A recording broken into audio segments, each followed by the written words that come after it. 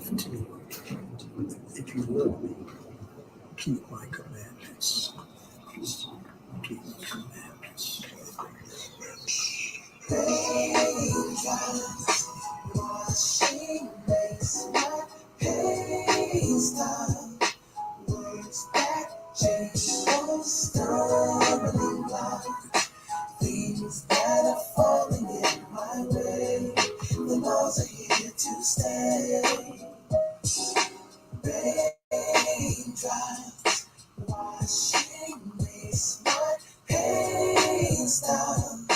Words that change those stumbling blocks.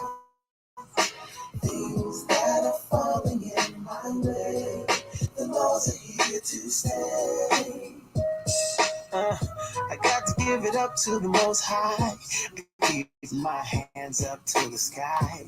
Got to give thanks every day as I pray, brighten up my day. I know you don't believe what I say. You think that the laws went away.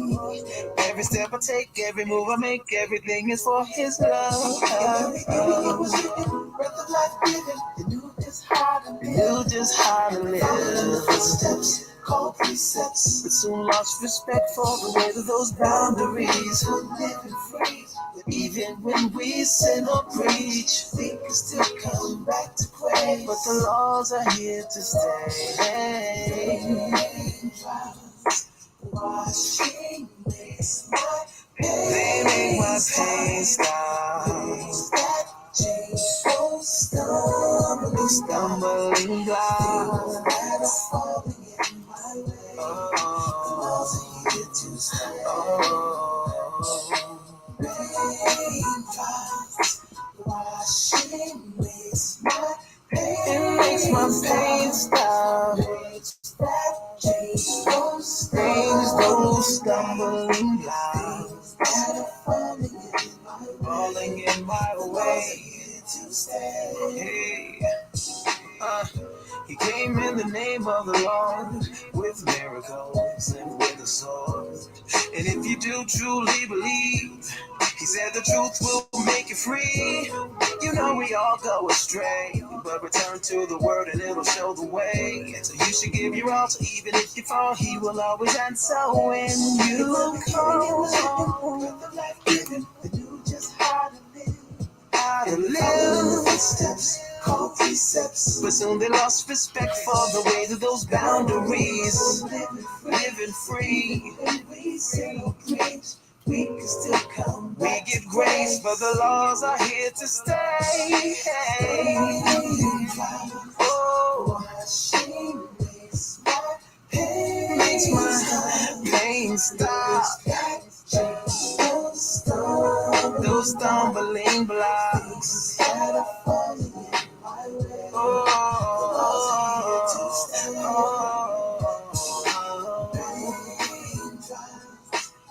That water takes away my pain. The word of the Lord is guiding me, yeah. Falling in my way. The laws are here to stay. Give me your Lord for I committed sin. I pick myself up and try it all again. Forgive me, oh Lord, for I committed sin. I pick myself up and try it again.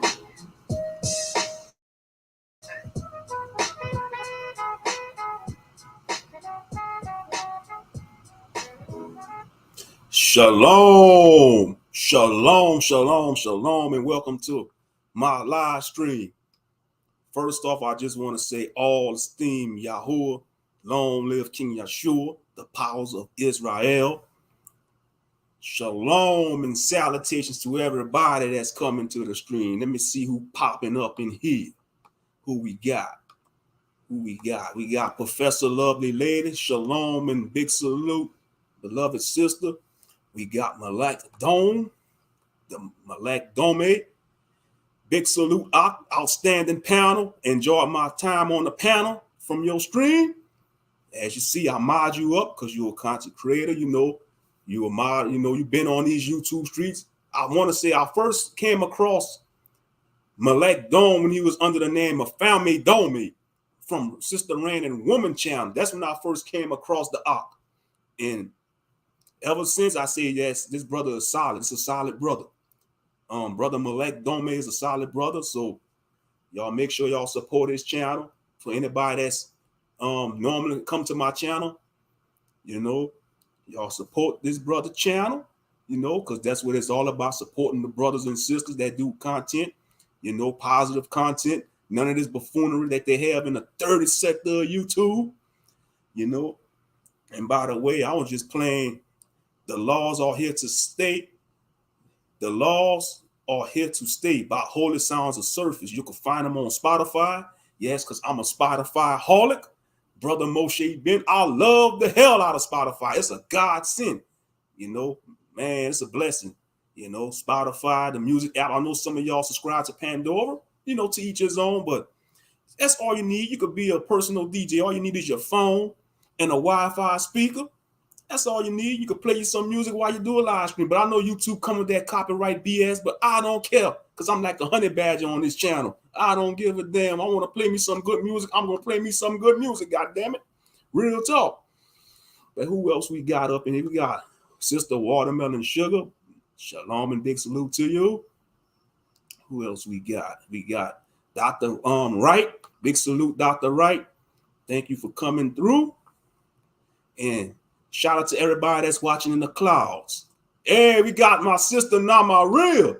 Beloved sister Namaria. Yeah. We got beloved sister Namaria Barakatah. Hey, you're a little sleepy. Okay, yeah, just listening, sister. We got my Ox Skeletor fan.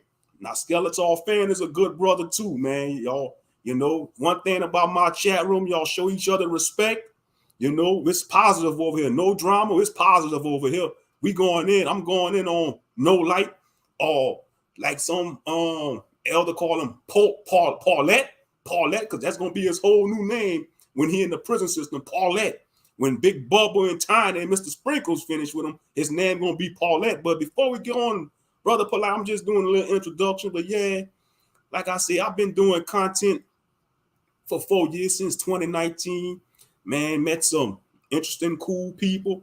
You know, some of them don't. Some of them had to depart from me. You know. But I wish them the best. You know, I don't have no ill will on the people that don't come to my channel no more. You know, because I wish them the best, and I wish they'd come home, man. You know, because I'm a Taurus, man. I love hard. You know, us Tauruses, we love hard, man.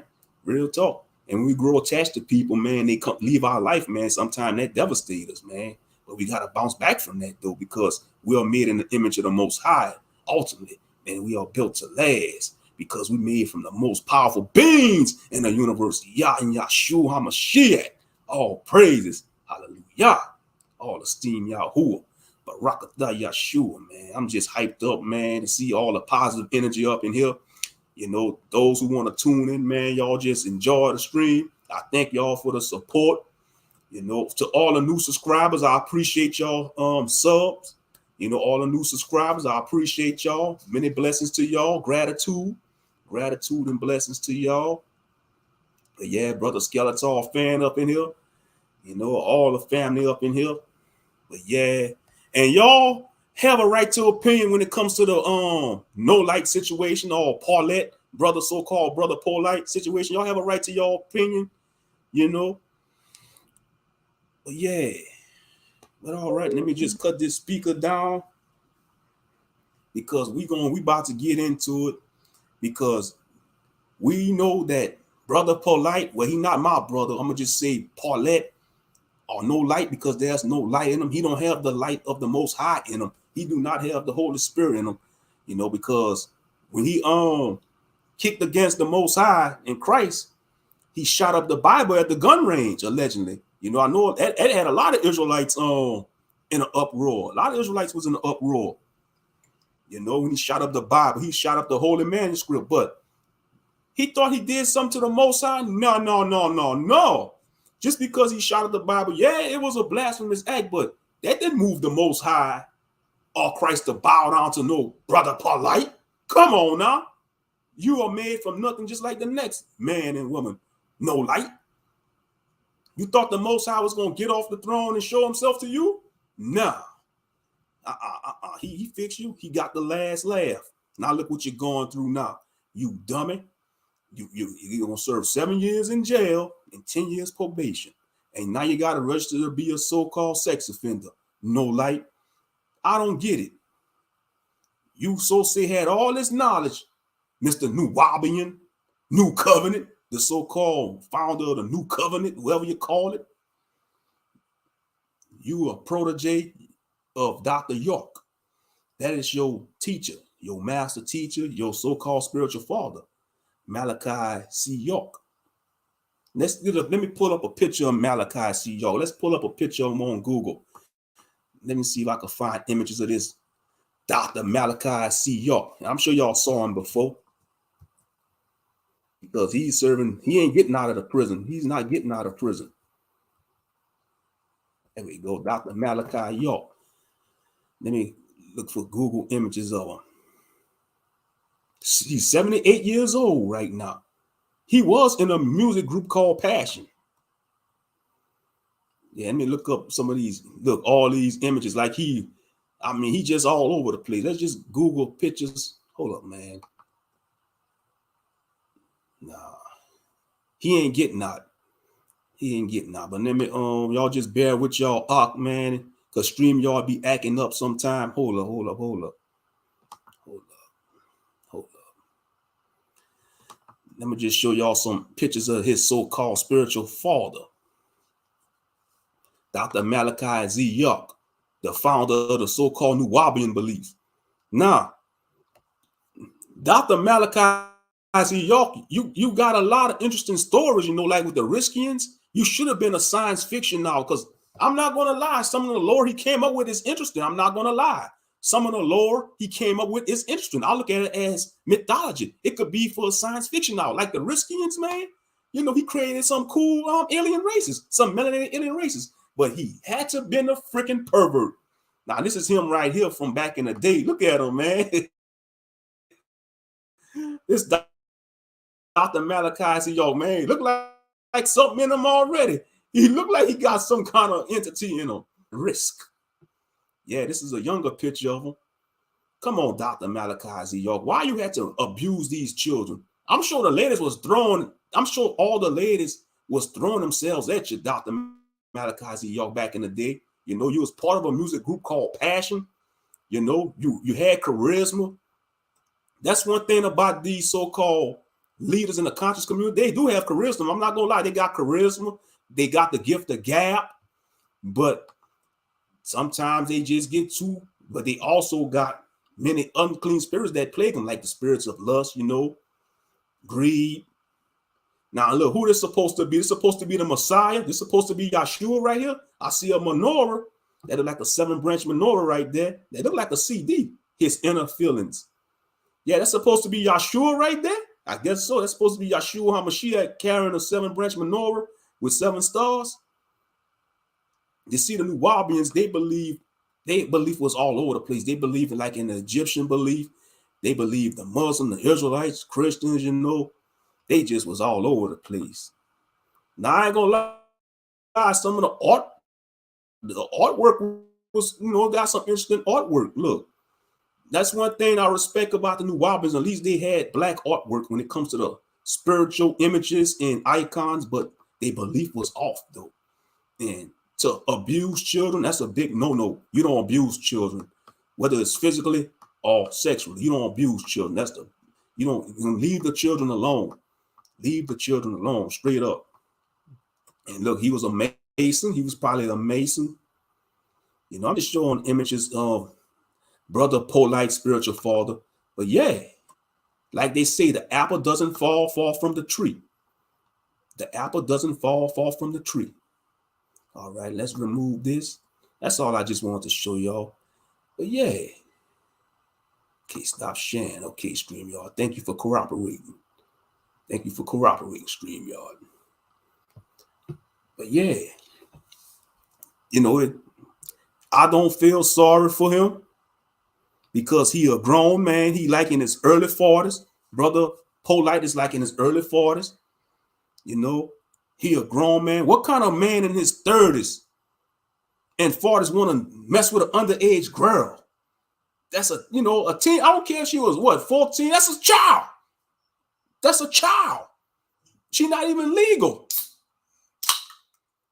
Brother, man, you see, we call him brother, man, low light, Paulette, whatever you want to call him. You had all those grown women. I'm sure women was throwing it at you when you was in the conscious. Come on now.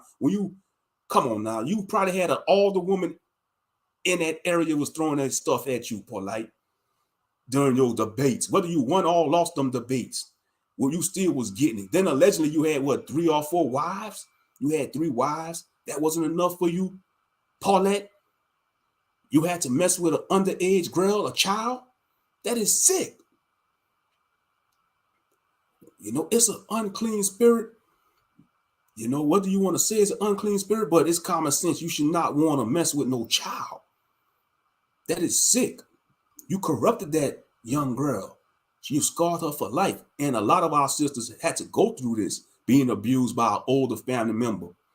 You know, that's a dark secret they don't want to talk about in the so-called Black community, that a lot of our young children, a lot of our young girls and boys, but mainly the young girls, has been touched or violated at a young age. And what they do, they sweep it under the rug. And that scarred them girls for life. It caused them to be hardened, to not trust men, you know. And it's a damn shame. And you're supposed to be a so-called conscious brother, no light. You're supposed to be, you have the higher knowledge of the so-called gods and goddesses. You're supposed to be on that Anubis frequency or whatever, the Mayat. What's your God? What's your Egyptian, whatever gods y'all believe in? What Mayat got to say about this, no light? What the Nuwabian gods and goddesses have to say about harming a child? Huh? They sure can't save your ass now. I don't care if you call on the Riskian gods from the planet Risk. I don't care if you call on Amun-Ra, Anubis, Sobek, Basset, all those Egyptian gods and gods, they not gonna hear you. You know, if you was in their presence, they will shun you. I don't care what you believe in, what you gonna call on the Most High. Even if you try to call on the God of Israel, you might try to call on the God of Israel. Yah and Yahshua ain't gonna hear you. There's a scripture talks about that, I think, in Psalms 18, when King David talked about he beat up the enemies and his enemies. Let me see if I can pull that scripture up when he talks about that. I think it's in Psalms 18 when he talks about how the Most High give him the power to beat up his enemies, and they call on the Most High and he ignore him. I think that's in Psalms 18, because that's a long Psalms, the book of Psalms chapter 18. Let me see if I think I highlight it. Y'all just bear with me right quick. Oh yeah, I'm gonna find it too. All praises. I found it. I found the scripture. All praises. Matter of fact, I'm gonna read a few verses up, man. I'm gonna read a few verses up. I'm gonna read Psalms chapter 18, and I'm gonna start. I think I'm gonna start at 27. Let's start at 27. Psalms 18 chapter. Psalms 18. I'm gonna start at verse 27. I read to the part. Y'all just follow along. Y'all just listen to the word right quick. All right. For thou wilt save the afflicted people, but will bring down high looks. For thou will light my candle. Yahuwah my Elohim will alight my darkness. For by thee I have run through a troop, and by my Elohim have I leaped over a wall. So this is King David. He had them superhuman abilities. Could leap over a wall through the power of the Most High. As for Yah, or as for God, his way is perfect. The word of the Lord is tried. He is a buckler to all those that trust in him. Yes, he is. He is a shield and buckler to all those who trust in the Lord. All praises. For who is God save the Lord? Or who is a rock save our God? It is God that guideth me with strength. It is God that girdeth me with strength and maketh my way perfect. He maketh my feet like hinds' feet, and setteth me upon my high places. He teacheth my hands to war. He teacheth my hands to war, so that a bow of steel is broken by my arms. So you know King David had superhuman strength. You know, the Most High gave King David all these super abilities, just like he did the rest of our ancestors. Verse 35, thou hast also given me the shield of thy salvation, and thy right hand hath holden me up, and thy gentleness hath me great. All right, now let's jump down to verse 40.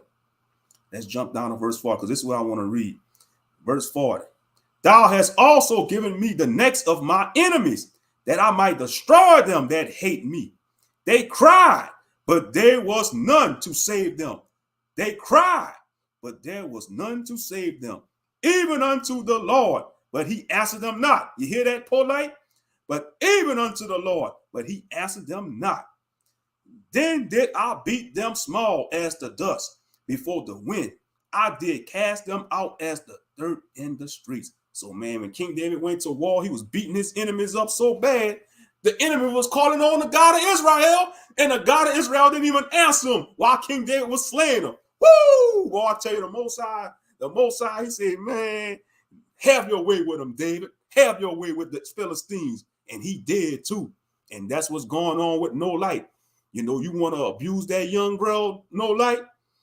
May, Big Bubba, Tiny, Spit 'em Open Jackson, number 13, and Mr. Sprinkles, have your way with you, No Light, because they're going to turn that tight end into a wide receiver. You perverted bastard.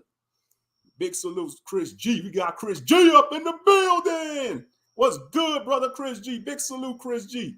Pray all is well with your Aki. Oh, yeah, Chris G's another cool brother, man. That's a solid brother, man. Stand-up brother. Former veteran, man. Big salute to Chris G, man. Served in the armed forces. Shout out to all the veterans, man. If y'all served in the military, man, thank y'all for y'all service, man. Because that's one thing about Akmo Shea. I respect my veterans. I respect the veterans, bro. Real talk. Because y'all made the ultimate sacrifice, you know. Had to deal with all the stuff in the military. Real talk. That's one thing about Akben, man. I don't crap on the veterans, man. I pay respect to the military veterans because I got veterans in my family, you know, on both sides of my family, man, on my dad and mama's side of the family. I got people that served in the military. So what that look like me crapping on the veterans, that would look out of pocket. And by the way, I'm drinking me some good old Arizona tea. No alcohol on this stream tonight. Drinking me some good old Arizona tea. But yeah, you a buffoon, No Light. You won't be calling on the God of Israel and he ain't gonna answer you. Why may you get everything that's coming to you. May you get everything that's coming to you in that prison house or jailhouse, wherever you're gonna be locked up at. We got Sister Shalom and big salute, Sister Selena. We got Selena in the building. Welcome to the stream, Sister Selena. Welcome to the stream. Welcome to the stream. Welcome to the stream. But yeah, No Light, you a grown man. You in your early 40s, dude. You got charisma. You know, I don't see what woman seeing you because you look like a burnt bean buffoon. You burnt bean-headed bastard. You want to mess with an underage girl, you burnt hoagie-headed son of a gun. You know, looking like a burnt bean, like a pot of burnt scorched beans. Oh, look like a damn man, you just look like a shriveled up burnt blunt or something, dude. You look like a Hamite. You don't even look like you're from the seed of Israel. You look like you're African. You might be a bloody Hamite. I think you're a Hamite. You're not from the line of Shem. You're not from the line of Shem. You might be a Hamite. You know, you look, you know, because you believe in them Hamitic gods. You don't believe in the God of Israel. You don't believe in the God of the Shemites. You don't believe in Yahweh, Yahweh, Yahuwah. You know, because we got different names we call them. You know, I don't fault my brothers and sisters that call them by the different names. You know, even if you still say God and Jesus, man. Even if you still say God and Jesus, because, you know, you got some Israelites, they still on that name bullying doctrine, man. No, I grew past that. When you in this walk, you got to mature. You got to grow past that, you know. But, yeah, you burnt bean son of a bitch. You going to ruin that young girl life, you had all these grown women. And I'm sure he had, like I said, No Light had the charisma. I'm sure he been with plenty of women. Come on now. You know, he had the charisma. He had the gift of gab. You know, because women love intelligent men. If you got knowledge, women love that. They love an intelligent man. You know, they love men with knowledge. And you had knowledge, even though you had all kind of knowledge and you wrote all these books, No Light, that was regurgitated information. Oh yeah, we're gonna get on South Serpent. South Serpent or South Satan, he be orchestrating these debates. He be kicking against the Most High too. He be disrespecting the Most High in Christ. I would never be on his platform. I would never get on Sinetta's panel or platform. How he be disrespecting the Most High. Any Israelite that go on his platform should be ashamed of themselves. Why you gonna go on his platform when he kicked against the Most High in Christ? Heck no. But yeah, No Light, you gonna be crying to the Most High up in that jail cell. I hope they get to you. I hope Big Bubba and Tiny and Mr. Sprinkles get to you. I don't care if you in protected custody. That don't mean nothing. Let me tell you something. Mr. Sprinkles, man, he got all the commissary snacks. He could bribe them guards to get up in that cell while you in that protected cell. He could pay that guard some kind of fee, and he'll send and that guard to go get Bubba out his cell. And while you think you're having a peaceful night rest in that cell, you could be dreaming about all the beautiful Egyptian women all you want. Next thing you know, you're gonna be wake up in the middle of the night being ragdolled and grabbed by Bubba that's probably over 6 foot tall or 6'11", built like Sasquatch, and he gonna manhandle you like a Sasquatch, and you ain't gonna be able to do nothing against Big Bubba. Or some nights it might be Big Bubba. Don't let it be a split and open Jackson. Don't let it be split and open Jackson, because you're gonna be walking bow-legged after split and open Jackson done with you. He gonna have you crippled. He gonna cripple you. You sick bastard. What's wrong with you, Polight? You a grown-ass man. No man should be touching no child, man. What happened to protecting the children? What happened to protecting the damn children? For real, for real. We need to protect these young girls and boys, man. Too many perverts out here. When we grew up, they didn't play that. They protected the young girls. They had them dressing modest.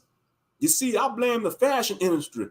They want to design these clothes for these young girls, having these. You got some of these parents letting they 5-year-old, 3-year-old daughters wearing these high shorts, man. That is out of pocket. That is unrighteous. That is immodest. Where the fathers at, man? The fathers need a man to held up and say, hey, look, don't dress my daughter like that. You're not supposed to dress my daughter like that. That's my daughter, We supposed to have a moral compass. That's why following the Torah is important. Real talk. Straight up. But they don't hear me, though. They don't hear us, though. They want to learn till it's too late. But yeah, No Light. There we go. Let's get a scripture. Let's go to Deuteronomy 23, the book of Deuteronomy chapter 23, verse 17. Now this is the scriptures talking. Deuteronomy chapter 23, verse 17. This is Torah. There should be no whore of the daughters of Israel. There should be no whore of the daughters of Israel, nor a sodomite of the sons of Israel. Y'all hear that? Nor a sodomite of the sons of Israel.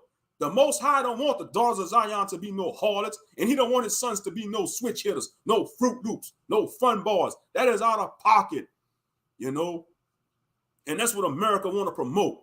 They want to promote our women to be the original harlots when they're not the original harlots. They are the princesses and queens, They are the daughters of Zion. We are royalty. We are the kings and priests, brothers. We ain't no real niggas. We got to stop calling ourselves by this negative shit. Real niggas and bad bitches, man. That's not who we are. We are the children of the Most High. We are the ambassadors of Christ. Real talk. Like I say, I ain't no, it's unfiltered over here. I let it loose over here. Y'all know me by now. From my original supporters and people that been on my channel, y'all know Brother Moshe, but to the new subscribers, man, y'all just gonna have to get used to it. You know, I try to tone down on this channel because on my other channel, I cut loose on my other channel, but on this channel, I trying to be toned down. But for this situation, I think I'm a cut loose because it's a clown that hate the Bible. He been kicking against the Israelites. He been kicking it. And when you look at it on a higher level, he ain't kicking against the Israelites. He kicking against the Most High in Christ. He have a beef with the Most High in Christ. Let's just get down to the nitty gritty. It ain't the Israelites he have a problem with. That goes for the whole unconscious community. That goes for the whole unconscious community. You know, he has they have a problem with the Most High in Christ. And last time I checked, your arms is too short to box with God, like they like to say, and that is a true saying. Nobody could box with God or Christ, man. Pharaoh tried it. King Herod tried it. What happened to King Herod? He died. He died. You know, he got his subscription canceled by the Most High in Christ, man, because they're the ultimate subscription counselors or snot box rockers. Or they gonna turn your TV off or blow your candle out. You know, when they pull your number, it's a wrap. Straight up. Straight up. But yeah, we have to do better as a people. You know, that's why coming back to God in Christ is important. Big salute, K. Judah. Big salute. We got K. Judah in the building. Now that's another solid brother too. K. Judah, to all the new people up in here. K. Judah is a good channel. He do Bible lessons. You know, he teach straight from the scriptures. You know, he break it down piece by piece. You know, he do good content. If you want to learn the Bible, you know, through the power of the Most High in Christ, y'all go check out K. Judah show, CUCFOPE. You know, y'all check him out. You know. But yeah. But brother No Light, you a sick individual. You deserve everything that comes to you. Real talk. You sick bastard. You had all these grown women. You had a whole orchard of peach. You had a whole peach orchard, and you want to mess with a underage girl. You sick son of a. You know what? You know, he needs to be beaten. I'm serious. He needs to be beat up. He needs to be treated, because that's the worst thing you could have on your jacket in the penitentiary or jail. I don't care. That's one thing that would bring all the so-called prison gangs together. I mean, it'll bring the Aryan Brotherhood together, the Hispanics and the black gangs, and they hate each other guts. You know, they have that prison politics, which is bullshit. You know, because I don't see why they got that shit in prison. Y'all all locked up. Y'all in a miserable place. Y'all, you know, y'all need to be, if y'all put that racism bullshit aside, y'all could come up with a plan to take over that damn. Oh, let me shut up. I don't want to give people ideas because, you know, YouTube. I'm just saying, you know, y'all need to put that racial politics stuff aside because y'all all in the same situation. Y'all locked up in a damn Gray Bar motel. You know, y'all getting fed worse than animals. Animals eating better than the average ME. Let's keep it above. Animals eating better than y'all in prison. And y'all want to have that racial politic bull crap. Don't realize, man, y'all all treated less than a damn worm. A worm get treated better than y'all, but y'all want to be at each other's throats. That's right. There is none like my CUC family, cleanup crew family, because they the truth. All praise. Yeah, but like I say, what I want to see. Yeah, y'all all being treated like crap, but y'all want to have that prison policy. But back to what I was saying. Back to what I was saying. Yeah, that's one thing that will bring all these so-called racial groups together in prison. If they find out you a pedophile on your jacket, man, they coming for you. They gonna team up. I don't care. You'll get beat up by a damn Aryan in the blood or crip. They'll all jump you. And after they finish jumping the pedophile, they back to business. Or get away from me, N-word. Or get away from me, crap. They back to business after that. But if they see that pedophile, they coming for them. Oh yeah, if you a grapist, if you grape women, if you hurt the elderly and hurt children, they coming for you in prison. I don't care. They hate each other guts. These racial groups. You know, I don't know if it's like that in all prisons, but I know like mainly in the West Coast, they got the prison politics. Like in a prison in the West Coast, you know, I don't know if it's like that in certain other states, you know, but yeah, that's one thing they hate in prison. That's the worst. You'll be treated the worst of the worst out of the inmates. Even the correctional officers are gonna hate you. They gonna hate you. They gonna treat you like crap. And the correctional officers ain't, they gonna turn a blind eye when you get assaulted by the other inmates. So no light. I hope you get assaulted. I hope you get everything that's coming to you. Cause you were arrogant. You were arrogant little son of a bitch, Polight. You always was. And you're not a fighter. You could tell he ain't a fighter because Captain Tazariak was about to beat that ass, man. That was birthed across the line radio. That was the beginning of Cross the Line radio. Yeah. Captain Tazariak, yeah, you know, like I said, you know, I know they're the camps, ISUPK, you know, ISUPK. But yeah, Captain Tazariak was about to beat your ass up, Polight. You was like, I don't want to fight. I don't want to fight. What happened, brother? What happened, brother? That's how he be sounding. I just want to get my point across, brother. I just want to get my... Man, Captain Tazariak like, cross the fucking line. Cross the fucking line. No, I don't want to fight. I don't want to fight, brother. I just want to get my point of fight, brother. All right, brother. I ain't your fucking brother. Oh, come on. It don't have to be like that, Tazariak. It don't have to be like that, Tazariak. That's just how No Light was. Oh, I know y'all gonna cut up in a chat tonight. Yes, indeed. Yeah, oh yeah, it's deadly in Cali. I'm sure it is deadly. Yeah.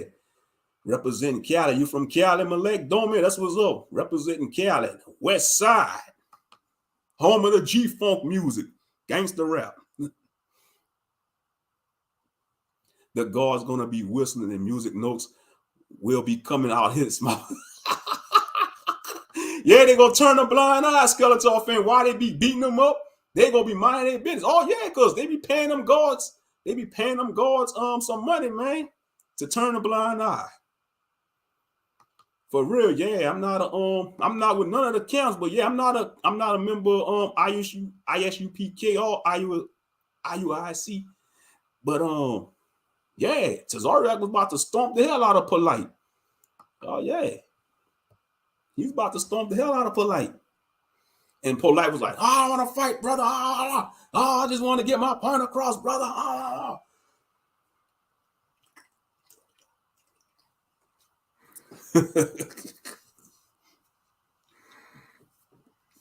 Yes, indeed.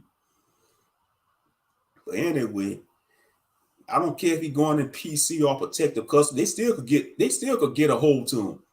They still could get a hold to him. Yeah, he had him spooked. I'm serious. Tazariak would have folded him like a lawn chair. They would have jumped him, man. That's one thing about them camps, man. You swing on one, they gonna jump you. And if he'd have did that to IUIC, he ain't gonna do it. He can't do it to IUIC, not because he's locked up. But let's say if he was to run up on IUIC, what they gonna do? They gonna restrain him. They gonna tackle him. They gonna restrain him, and they gonna hold him down and call the cops, man. Hey, that's out of all the camps, man. You don't want to get in the beef with IUIC because they gonna call the cops on you. They're the popos, man. They're the Israelite police. They're the Israelite police, man. The way they be taking people down. Oh yeah, you gotta avoid them. If you see them teaching on the street corner, man, just go to the other block, man. Don't engage them. Don't engage IUIC, man, because if you get into a heated argument or swing on them, you're going to jail. They're gonna try to hold you down like they're the cops, you know, because some of their members are policemen. Real talk. Some of their members are policemen. But yeah, No Light, you get what you deserve, man. 7 years. I hope you serve all those 7 years. It should have been more. It should have been at least 15 years. That's a light sentence. I'm gonna just keep it a buck. That's a light sentence. It should have been at least 15 years.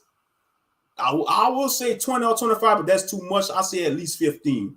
Or at least if you want to go a minimum 10 years. But if I was the judge, I'd be like, Michael York, I'll sentence you to 15 years and 8 years probation. And you got to be registered as a sex offender. Yep, that's what I did. If I was the judge, man, I'd have slammed that gavel. I'll sentence you to 15 years, 8 years probation, and you gotta be a registered sex offender. You say 30, oh yeah, you see, y'all even, yeah, oh yeah, you see, I'm being generous. With the 15 years, I'm being generous. 30 years, oh man, he would be old when he get out. Oh yeah, by the time he get out, he gonna be old and gray. He gonna be old and decrepit. You see, Skeletor want to put him in there for good. He would have gotten the full 61 years. Oh, he ain't getting out. What he like in his early 40s? Oh yeah, he gonna be behind bars for good, for good. Like Umar Johnson, how Umar Johnson said that? For good. He gonna go to sleep for good, for good. Yeah, that was funny when Umar Johnson said, he said, some of these youngsters, they're gonna have to be put to sleep for good, for good. Oh. But yeah, I'm being generous, man. You know, y'all showing them no mercy. But I like that though, man. Y'all, that's y'all honest opinion. Hey, he deserved them numbers y'all giving him. He deserved it. Nah, that school gonna be built in 2050, brother Malek Dome. That school gonna be completed in 2050. You know, summer 2050, man. That school ain't coming into by the time, you know, I don't know if this place gonna still be going on in 2050, but by the time 2050, it's gonna be robots teaching them school. It's gonna be full AI. It's gonna be machines and robots being the teachers in 2050. It's gonna be the cyberpunk, like the anime Ghost in the Shell, man. You're gonna have robot citizens, man. Real talk. You're gonna have robot citizens, man. You know. Yeah, I joke about it all the time. You know, they might as well add the aura to the so-called alphabet. Like what is the LGBTQ? They might as well add the letter aura. What the letter aura stand for, Moshe? Robosexual, because you're gonna have robosexuals around here. A robosexual is gonna be a person that deal with an android or a cyborg, man. Real talk. You got it right now in the cyberpunk movies. They got it in the video game. Cyberpunk, they talk about that in the movie Demolition Man, you know, Total Recall. Yeah, man, you know, it sounds far-fetched, but you're gonna have people being robosexuals, you know, real talk.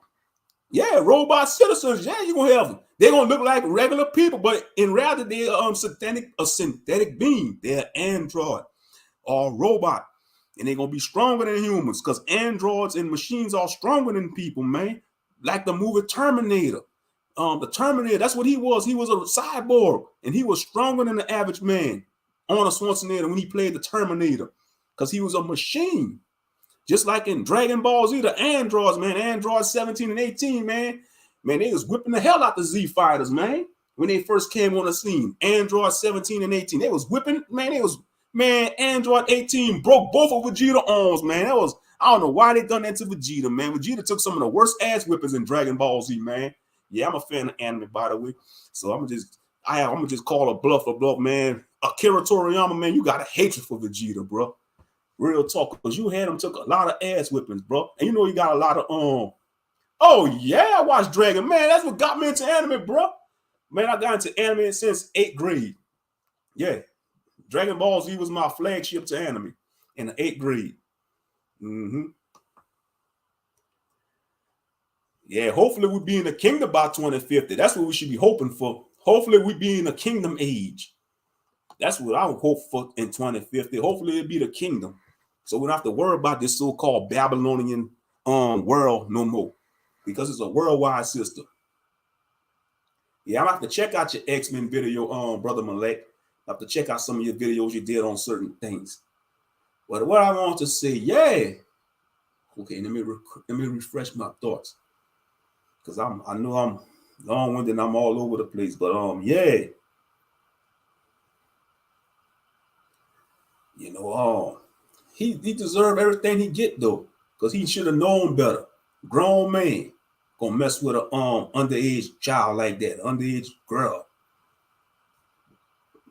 You know what you was doing, and then they say they found your so-called DNA. I'm gonna just say that DNA on a young lady's shirt. Y'all know what I mean by DNA. I don't have to explain that, because I could say the whole detail, but I'm gonna say they found his DNA on the young girl shirt. Allegedly, he forced the young girl, to perform a certain act on him. You sick son of a bitch, Polight. You could have did that with your so-called wives, all grown women. Thank you for stopping by, Selena. Keep doing your thing, brother Moshe. Good night, everyone. Have a blessed night. Have a blessed night. Yeah, I agree. Don't say that. True. Don't say that. Yeah, because life and death is in the power of the tongue. So I see where Sister Watermelon Sugar coming from. Yeah, that's right. That's why I brought up the kingdom. I say, hopefully in 2050 we be delivered from this captivity and we be in the kingdom, sitting under that fig tree, drinking some good water, some clean water, man. Because that's what I think about in the kingdom of heaven, because drinking clean water, man, eating the best food, just walking barefooted on a pure type of grass, because that's what I want to do in the kingdom of heaven. That's just me. I want to walk barefooted, man, because walking barefooted on a pure grass, I don't have to worry about getting bitten by ants because you in a righteous world, walking barefooted without, yeah, And I think about that too, like when we in these spiritual bodies, I think we're gonna be able to do some of the things Christ did. We might be able to walk on water. We might be able to swim underwater without have to worry about drowning. Man, we're gonna be able to. I'm open-minded in the kingdom of heaven. We're gonna be able to say, like, if you're in New Jerusalem and you want to go visit one of your relatives in another country, you're gonna be able to just think about it like a thought, and poof, you're gonna be there. You're gonna be to your aunt's house all the way in another country. I'm just saying, man, because we're gonna be on a different frequency. We're gonna be on a high. We're gonna be on the Most High in Christ vibration. We're gonna be on a higher frequency, man. We're gonna have them godly bodies, man. You see, man, real talk. We're gonna be able to do so much things that we never thought we could do, because it's gonna be a whole different plan of existence, man. It's gonna be righteous energy, and that's what we should look forward to, because this world is dying. This world gonna burn.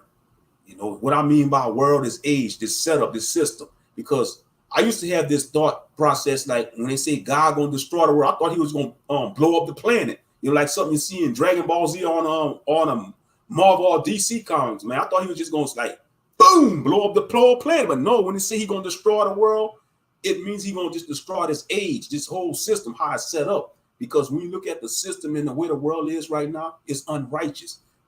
The wicked is ruling. The righteous are suffering. Because think about that. We should not be paying. We should not have no such thing as inflation. We should not be having paying for no water. We should not be paying for a fishing license when the Most High have a whole abundance supplies of the fish. He created the fish. So what give these goddamn heathens the audacity to come up with a fishing license? Like I say, we live in a capitalistic society.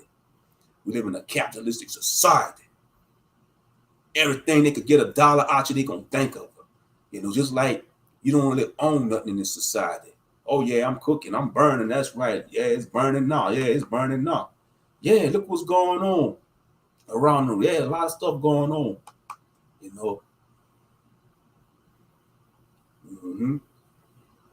But yeah, going on. Yeah, but like I say, man, so much stuff going on. Yeah, let me just recollect my thoughts. Because like I say, I'm on fire right now. But yeah, that damn scoundrel don't like you get what you deserve. You was on top of the world, you son of a gun. You was on top of the world. You had it all. You sick bastard. You had it all. Can't you retire until you like 62 or 63? Yeah, that's the retirement age, because I'm a millennial. I'm a millennial. I was born I'm an 80s baby. Shout out to all the 80s babies out there, man. Excuse me. Yeah, I guess I'll be considered a so-called millennial.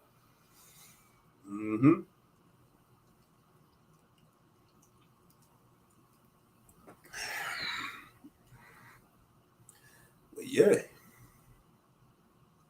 But like I say, they look at YouTube messing with my views. They got one person watching. Now that's more more than one person watching. Man, you see, YouTube be hating on my channel, and I'm not even a big channel. They shadow ban my little channel, y'all. I'm not even a big old channel, and YouTube already hating. They got one person watching, man. Yeah, I know some days I do feel old, but I don't even look my age though. Shit, man, I don't even look my age. That's a compliment to a lot of people. Compliment, even though I got some gray strands in my beard, you know. But I don't mind the gray strands, you know, because that's wisdom, you know. Excuse me, you know.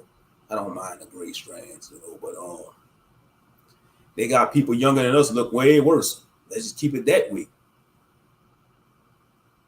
Yeah, the aches. Oh yeah, I get the little aches every once in a while, you know, because especially when you work hard, you know, when you're a worker, you know, that just come naturally, you know.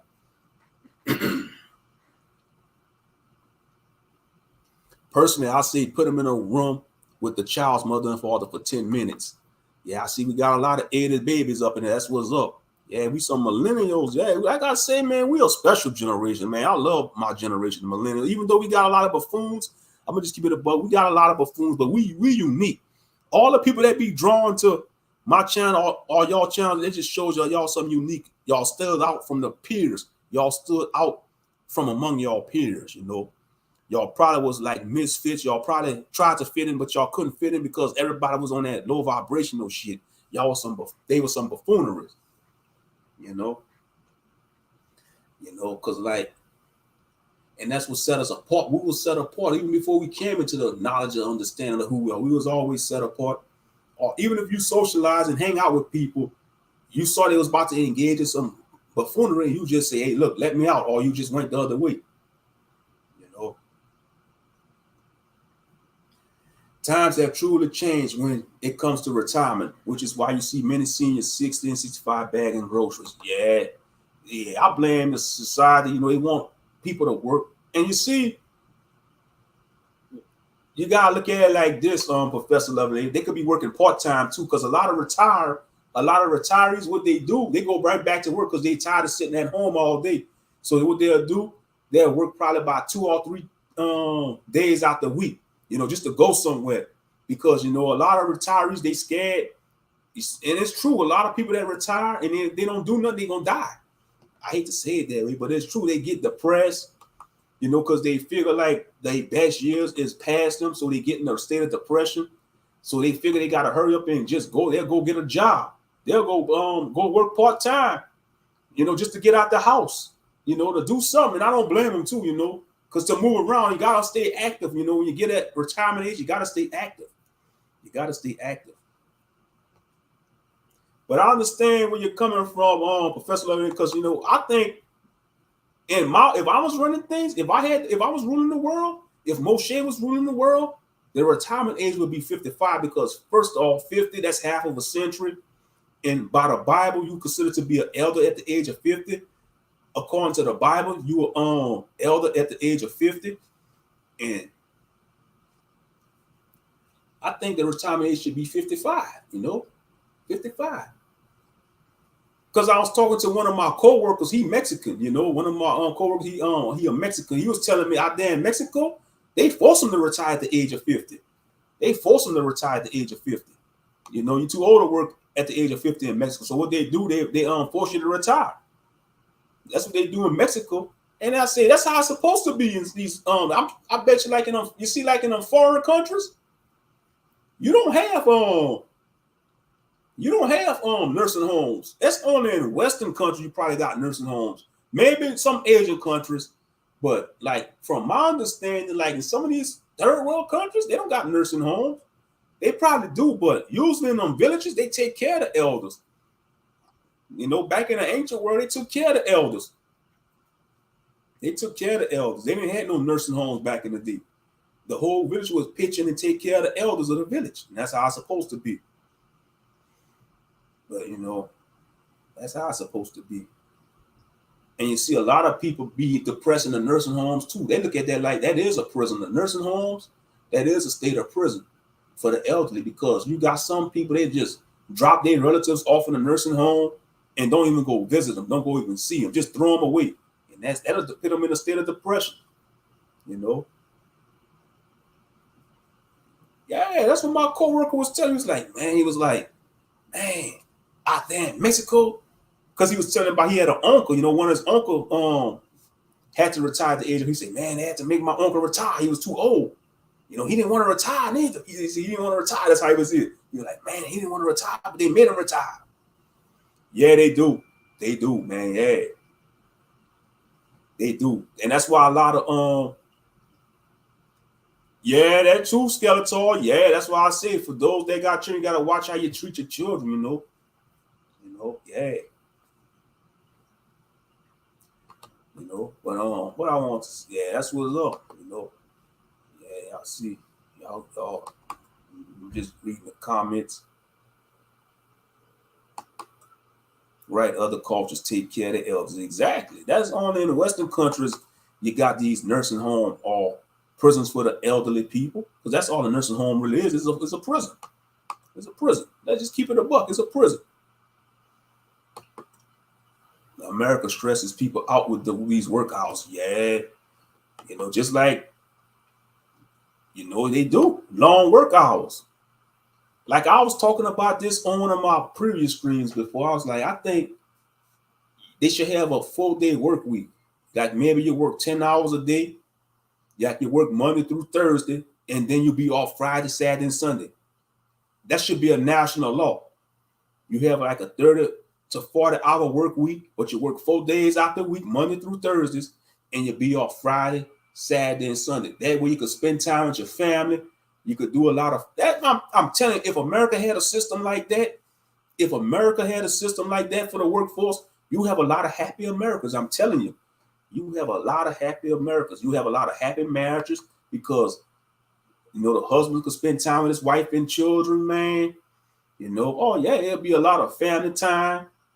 You know, always a married couple with no children. They could have a lot of energy to have lovely time and make babies. Man, just keep it a buck, man. You know, bring forth new life. But like I say, the work hours stresses people out, man. Real talk. Real talk. Yeah, they should cut the work week. I agree. They should cut the work week. And there's no such thing as a child support, man, because they take care of their own, man. They take care of their own. But what I want to see, yeah, that too. A lot of these nursing homes are abusive to older folks. Yeah, they are. You know, we should not have that in this society, but we do though, because a lot of people throw their elders away. And I understand, you know, it's. I don't wish it on nobody, man, because I don't want to be in no nursing home. Let's keep it a buck. I don't want to die in no nursing home. If I live to be old, like most high women, if I live to be like elderly age or venerable age, I don't want to die in no nursing home.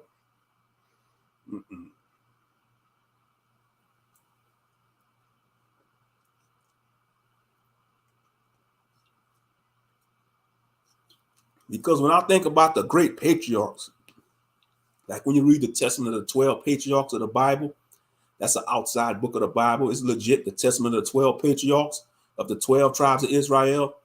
You know, they wasn't in no nursing home. They were surrounded by all their descendants, their children, their grandchildren, and great-grandchildren, while they tell their last testimony of their life before they passed away. You know?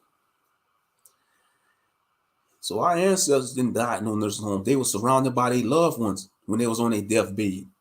You know, our ancestors, our great patriarchs and great matriarchs of the Bible. Real talk. You know. You took care of your grandmother. Big salute, man. You're going to get blessed for that. You know, you took care of your grandmother. The Most High going to bless you for that, Ark. Real talk. You know. Got to appreciate your grandparents, you know. Got to appreciate the younger generation. They don't appreciate the grandparents. And the modern day grandparents don't even have wisdom because they're younger. And they want to keep up with the grandchildren and children. You know, you got these grandmas and grandpas, man. They want to listen to some drill music. I'll be like, God damn, you the grandpa, you the grandma. Why the hell you listen to some damn drill music? You supposed to be listening to some jazz music, you old Negro. Supposed to be listening to some jazz music, some lo-fi. Man, I love lo-fi music, man. Shit. Some black people might think that shit corny, lo-fi music. Man, no, it's not. Shout out to New Jobbies because he's a pioneer of that type of music. Rest in peace, New Jobbies. You know, he was one of the pioneers of that lo-fi music, man. He a Japanese producer. You know, he passed away in 2010. I think him and Jay Dilla passed away in the same year. Two music legends, man. Rest in peace to Jay Dilla. Rest in peace to New Jabez. Rest in peace to MF Doom. Yeah, man. Rest in peace to MF Doom. Legend, bro. You know, MF Doom. I want to play that music on live, but YouTube gonna hit me with that copyright. I already know they're gonna hit me with that copyright with they hating sales. Lo-fi music, man, like chill hop music. Chill hop music, man. You heard me play it before on that Skeletor. Chill hop music. They got a channel called Chill Hop on YouTube. I'm subscribed to them. Lo-fi music, man. And like I always joke about, I say if they got weird names, if the musician got a weird or long name, that's when the music is good. Any music, any type of music, if they got a weird name or if it's hard to pronounce the name, man, the music gonna sound good. That's just from my experience listening to the type of music. Yeah, you know, real talk. What's good? I yield from across the pond. We got brother I yield, man. Give me a clap, man. I gotta give you a hand clap. We got our yield up in the building, y'all, all the way across the pond. Brother I yield. Shalom from Britain. That's right, from Great Britain, man. For Great Britain. Home of the draconian fake royal family. Because they're not the real royal family, man. Them draconians, they draconians. But yeah, good to see y'all. I pray all is well with you. I yield. Pray all is well with you. Oh yeah, we gonna rock for a while. It's just 11:09 p.m. You know me, I'll rock for like 2, 3, 4 hours. Yo, yeah. We gonna see though, because I got an early shift tomorrow. You know, I got an early shift tomorrow, but hey, ain't my first rodeo. It's not my first rodeo because I did a live stream one time. I did an all night. I had to be to work like for in the morning. I still went to work. And the Most High got me through my whole work shift. All praises. You know? All praises. Yes, indeed.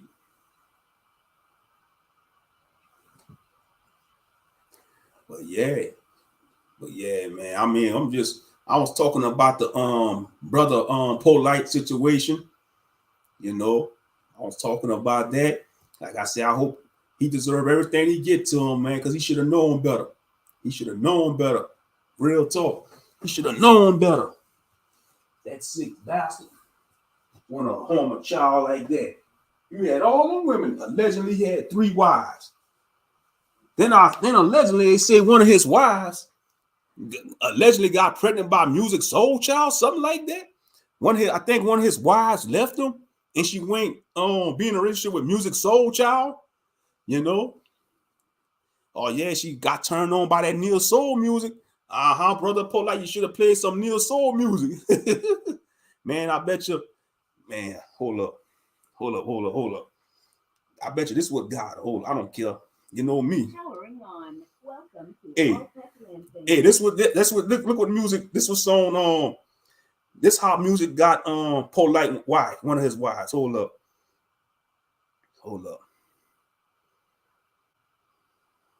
Hey, this the song he played. He captivated one of Polight wives with this song. And when he heard this, and she got enthralled by him. One of Polight wives got enthralled by Music Soul Child by this song. Hold up, watch. Hold up.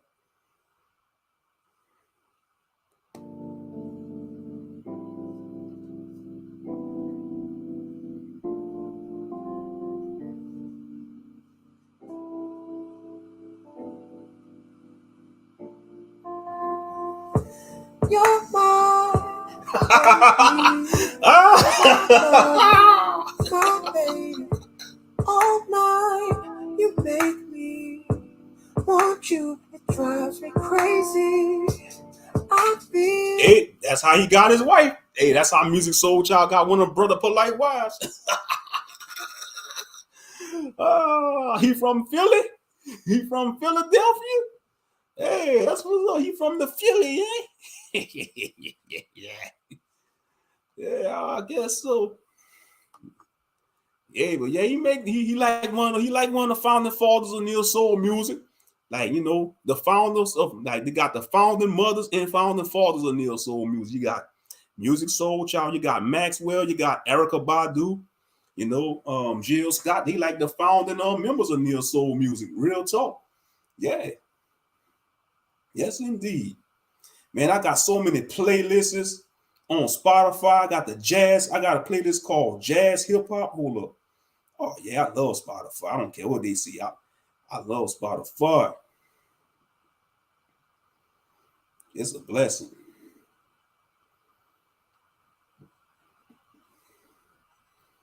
You got an AI DJ on there. Yeah, it's called Jazz Rap. Man, it's called Jazz Rap.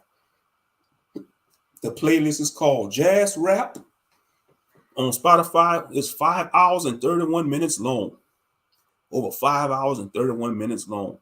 It got over 1 million, something like 1 million. Oh, yeah, it got a lot of likes.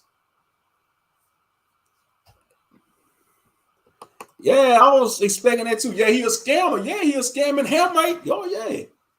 Yeah, he got to be a Hamite because, man, he don't look like the average Negro. He don't, like, when I look at that beanhead, that burnt bean-headed son of a bitch, that burnt hoagie sandwich head son of a bitch, he don't look like an average Negro, man. He don't fit with the Negro. He just look different. He look like he an alien, man, like a malnutrition alien from a different planet. He might be a Riskin. I don't know, but yeah. I don't know, but he definitely don't look, you know, like he could fit in with the crowd, you know, but he should have known better. He had no business doing that, though. Real talk.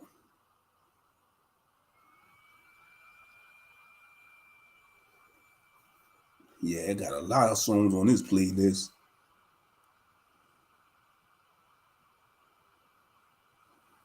I mean, some of these artists, man, you know, y'all probably never even heard of before, but that's okay, though. You know, they make good music. And that's one thing about music. You're going to discover new people every day when it comes to Spotify. You know, it's like when you got this Spotify app, it's like you got the whole music universe in the palm of your hands. Real talk. You find all types of music, man. I listen to a lot of music, man. One night, man, I was bored. I came across a Nordic Viking playlist, and I was jamming that. I ain't gonna lie. I was jamming some damn Viking music, some Nordic music, man. I said, let me see what these heathens singing and making songs about, man. These damn heathens.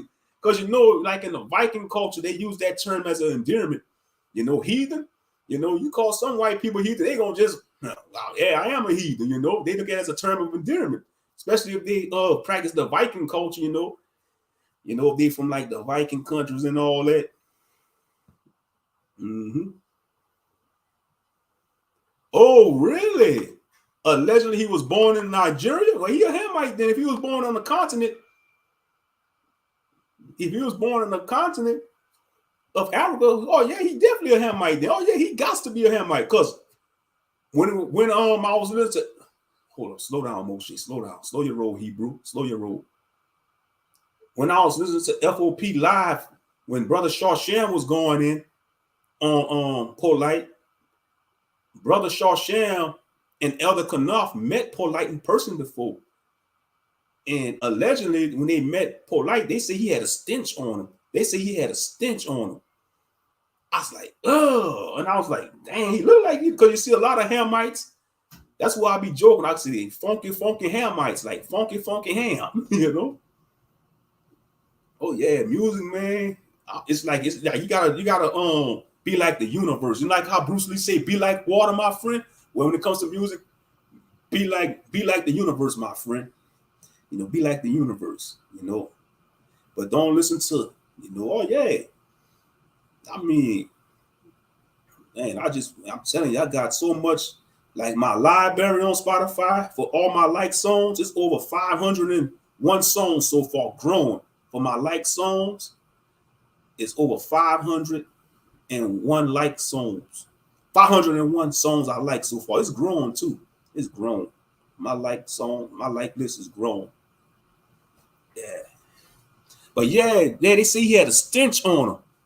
I was like, man, I don't know how y'all could endure that, Brother Sham and Elder Knopf. Man, y'all had to endure the stench of that damn Hamite. He probably smelled like some can crawl out the pits of hell. Hey, man. Hey, I'm glad we different, man, because that's one thing about us brews, man. Us Shemites, or so-called black people, we are clean people, man. We love to smell good. We love to smell good. We love to be well-groomed, well-dressed. You know, like back in the day, you know, you had events like Dress to Impress. Like if you was going to a party or event at a club or a family get-together, it was Dress to Impress. Dress to Impress, man. Real talk. You know, iron your clothes. Don't come out the house looking tacky. You know, real talk. Mm-hmm.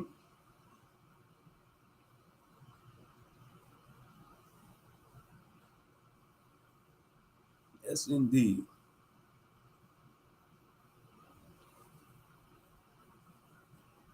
Yeah, you listen to Led Zeppelin and Black Sabbath. That's what's up, man. I'm not judging you, man. You know, and you see, back in in some days, you know, they'll probably look at, you know, if they look at a black person listening to rock or some other type of music, they look at you being lame or corny, man. No, man, we got to be open minded. Just because you black, you see, that'd be a stereotype. Oh, you listen to rap music only because you're black? No, I listen to all type of music.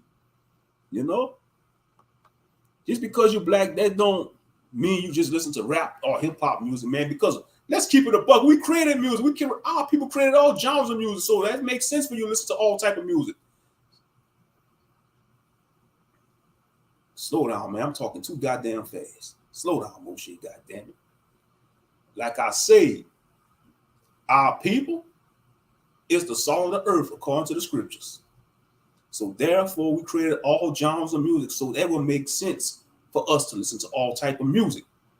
So we should not judge our brothers and sisters if they want to listen to some rock music or some drum and bass music, some London drum and bass music, or some alternative music, or some K-pop.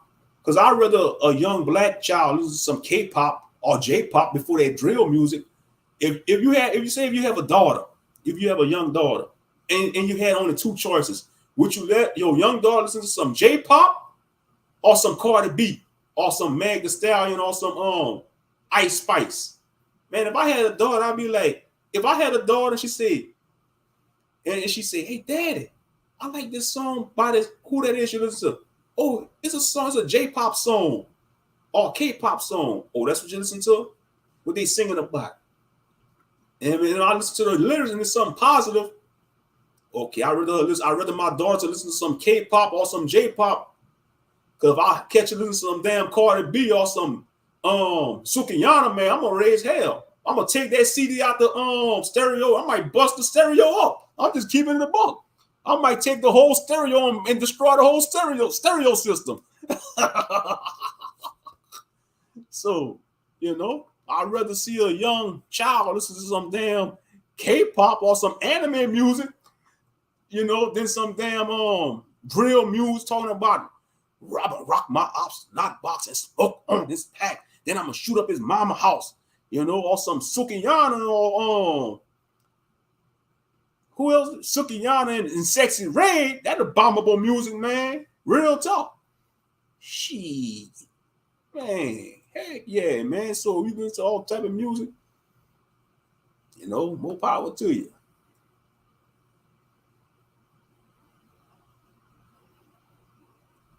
Yeah, I'm gonna take. Let's see. You're gonna take out the 8-track and destroy it. I'm talking about the stereo system. Yeah, you know, like the stereo system. Well, they don't have that no more because everything digital, man. You know, they still sell boom boxes. You know, like the boom box radios. Yeah, but like I said, oh yeah, I'm gonna destroy the or take a or say to get that out your phone, delete the phone. Yeah, Sexy Red, man. You know, she sing all type of she's talk about all the acts she did, like all the lewd acts. Nobody want to hear that, man. That's disgusting, man. You know, talking about, you know, that's disgusting, you know. Eating the rear end of somebody. Man, I tell you, this whole generation is just perverted. You know, it's just perverted. You know, and that's what they want to promote on the airwaves. That's what they want to promote on the airwaves. Freaking sad, man. Freaking sad. You know, listen to something like this, Flow State by Sleepless. Listen to some Flow State by the artist called Sleepless. Something to chill, just what you drink wine to. Kick back and relax and sip some wine, man. Reflect on your day.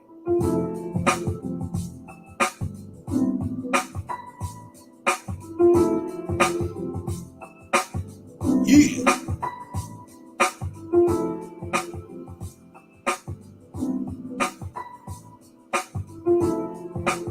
Yeah, I know. Yeah, some of them do look effeminate. Them K-pop, I'm just saying though, you know. Some of them do look effeminate and fruited. Them K-pops, they do. Yeah.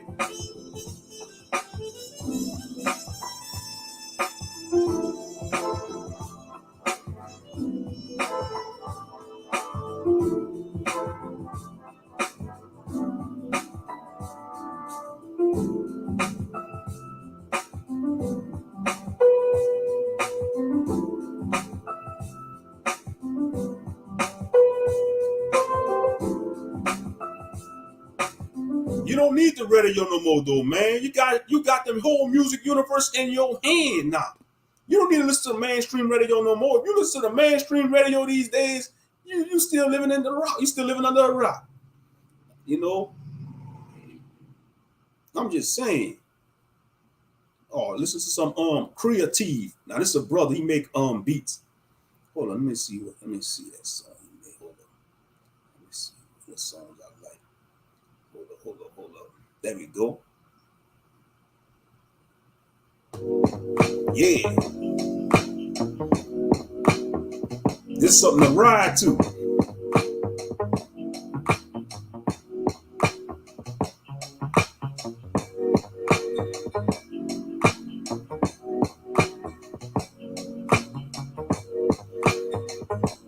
Yeah.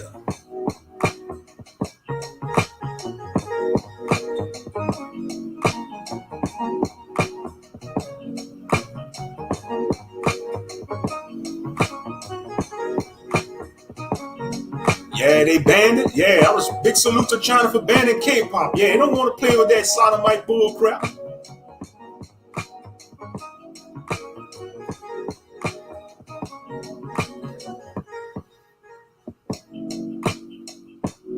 Yeah, I'm gonna put it in the chat, bro. I'm gonna put the song in the chat. Yeah, cause some of these names, man, you gotta look them up on YouTube. So I'm gonna type it in the chat. The song I was just playing is called. The artist is called Creative, and the song is called 614 Sylvia. Hold on, I'm gonna put it in the chat if you want to look it up on YouTube. I'm gonna put the song title, then I'm gonna put the artist. Watch. Hold up, right quick. It's the name of the song. S14 Sylvia, which is a car. I think it's a Nissan Skyline, I think, by Creative. And like I say, some of them, they got weird names. I don't know why this brother want to call himself Creative, but like I say, the weird name ones, it's the ones who make the best songs. I'm just keeping it a buck. If they got a weird ass name that sound like they come from a whole different universe or planet, they make damn good music. That's just my opinion. Yeah, but this is the name of the song I'm playing. Let me post it up.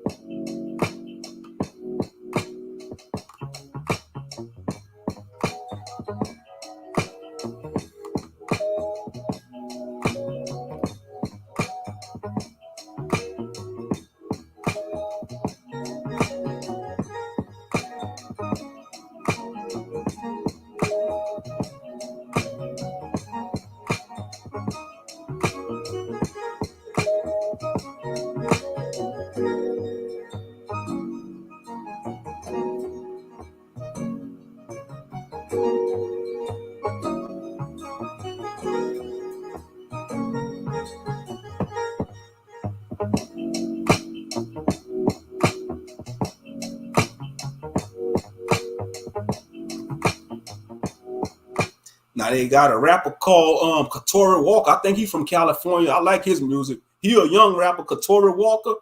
Now he rap about like, you know, things he going through and conscious stuff, you know. He called Katori Walker. He got a song called he basically says it's called Minute Men, like 50 Cent song, Minute Men. Hold on, let me see. Yeah, it's called Minute Men. Watch. Let me play it. Nah, it got explicit lyrics now. It got cussing in it, but like I say, I don't give a damn. Like I say, I'm not an over righteous Israelite. I play what the hell I want on my channel. You know, I wish a camp nigga would trying to come rebuke me. I'll curse him the hell out. I'll bless his ears like a fiery dragon. Real talk. Fuck these camps. You know, I'm doing my own thing. You know, no unfiltered, man. You know, they can call me a vagabond all they want. I don't care. I'm free. You're damn right. I'm a free agent. Shit. Oh yeah, these camps, they want to control your life anyway. You know, I just had to get that off my chest. But yeah, I'm gonna play this song by Katori Walker called Many Men. Young rapper from California, I think. You know, I like his music, man, because some of the music he make, I can relate to.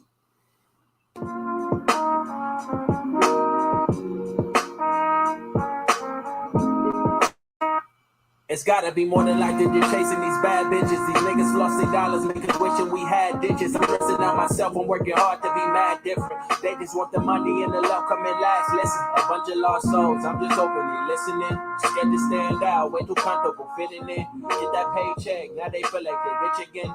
Money and attention, way too powerful, glistening. These niggas know the truth, but rather live a lie. Why the fakers at the top and some the realists die? Got me questioning myself and wonder who am I? All this fake shit going on and I can't let it slide. No, anybody What stress upon me? they covering my eyes, dog, and I can't see. I'm trying to be who I'm destined to be, and they ain't trying to take my life away. Many men What stress upon me? they covering my eyes, dog, and I can't see. I'm trying to be who I'm destined to be, and they ain't trying to take my life. The world gone mad, make it harder to see the light. Questioning myself if I really believe in Christ. I have my share of pain, dog days and the cold nights. They try to take advantage of a nigga, they know I'm nice. And my family ain't too different, oftentimes I just feel alone.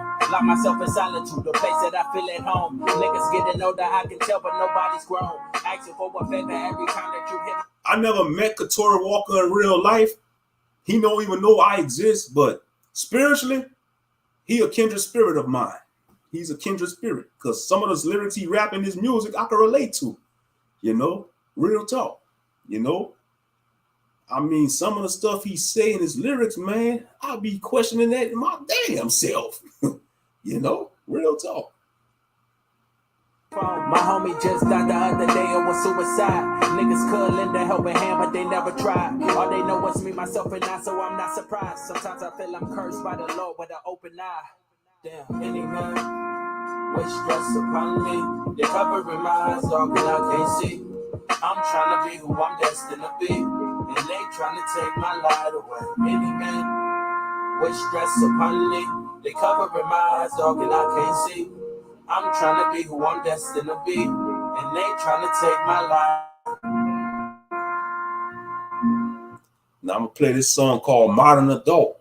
Now, Katori Walker, I don't know if he's millennial or Gen Z, but Modern Adult, man, I mean, this song hit hard for like the millennials and Gen Z because he talks about how hard it is to make it out here, you know, being a young adult. So I'm gonna play this song called Modern Adult.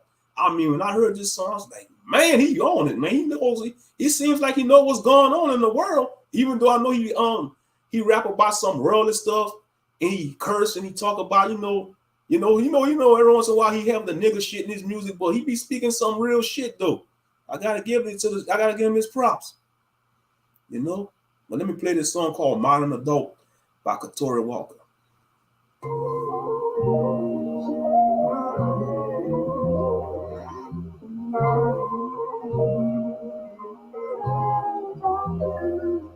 Look, seen things in my life, but it might look good, but it don't feel right. Hey, battles with all my might, but away from flight, come stay and fight. Tired of learning lessons that I learned. Got some antiseptic for the burn because you know this shit ain't easy. Baby, I swear. Look, many that failed at it. Ran home and tell daddy. Eating pieces off your plate is hard to feed it myself, daddy. I need some help, mama. Before you met my dad, did you do it yourself, mama? This shit is hell, mama. All of these bills, mama. Plus I got some trauma, I've been dying to heal, mama. I need some help, mama. You know this shit ain't easy. Baby, I swear. Look, dealing with fake friends, dealing with influencers that showing they fake ends. Act like they raking, but ain't what they making. It's harder to make sense when I look in the mirror and I realize I hate him. You know this shit ain't easy. Damn, that's deep. You heard it say, when I look in the mirror, I know I hate him, talking about himself. And I know sometimes in our life we feel that way. When you look yourself in the mirror, you hate what you see in the fucking mirror, man. Let's keep it a buck, you know? But you gotta rebuke them thoughts, though. You just gotta rebuke them type of thoughts. Baby, I swear. Look, so when I fall and scrape a knee, don't say all for me. Cause a scar just a motherfucking scar to me. Tried to reach out for some help, but then they taunted me. So when I do this, damn, man. I try to reach out for some help, but they taunted me. Damn. Man, how many of y'all can relate to that? Damn. You know this shit ain't easy. Let me rewind that, man. Let me rewind that. But when I fall and scrape a knee, don't say all for me. Cause a scar just a motherfucking scar to me. Tried to reach out for some help, but then they taunted me. Damn. So when I do this shit myself, I save it all for me. Yeah, Katori Walker is a storyteller, hip-hop artist from Pasadena, California. Yep, from Pasadena, California. He was inspired by classic rapping styles with the influences of Tupac, 50 Cent, Snoop Dogg, and Dr. Dre, and many more. Started rapping at the age of 9. Katori has grown and developed his own contemporary style, breaking away from the sounds of other hip-hop artists of today. Yeah, stay on your square, young brother, man. Don't follow these new age rappers. You know, get his, at least he got sense. He got inspired by the old school rappers, man. He ain't with this new mumble rap bullshit, man. It's retarded ass mumble rap bullshit, bro. You know? So salute to Katori Walker, man. But yeah, that song Modern Adult, man. Man, a lot of young people could relate to that, man, because it's hard out here on the street, especially if you a 20-year-old young brother or sister, man. And you the black sheep of the family, you being abandoned by your family, it's gonna be kind of hard for you. You just gotta, that's why y'all need the Most High in Christ, man. You know? Yeah, because we all, even us millennials, we go through it too. Like, even grown adults, grown ass men and women, man, having it tough too, man, with the damn inflation. Hell yeah. This shit ain't easy. Baby, I swear.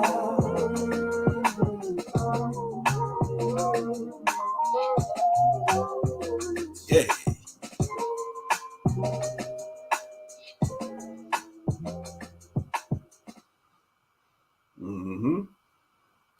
Oh yeah, I got a lot of like songs on here though. You know, I don't care. I'll be playing music, me. And I like this song too. This song, it's a conscious song too. It's called "Children of the Internet" by Future Utopia. It's like a bunch of artists on. It's called "Children of the Internet." I mean, it talks about social media on here. Just watch, y'all. Listen to this. I like that beat, that jazz beat.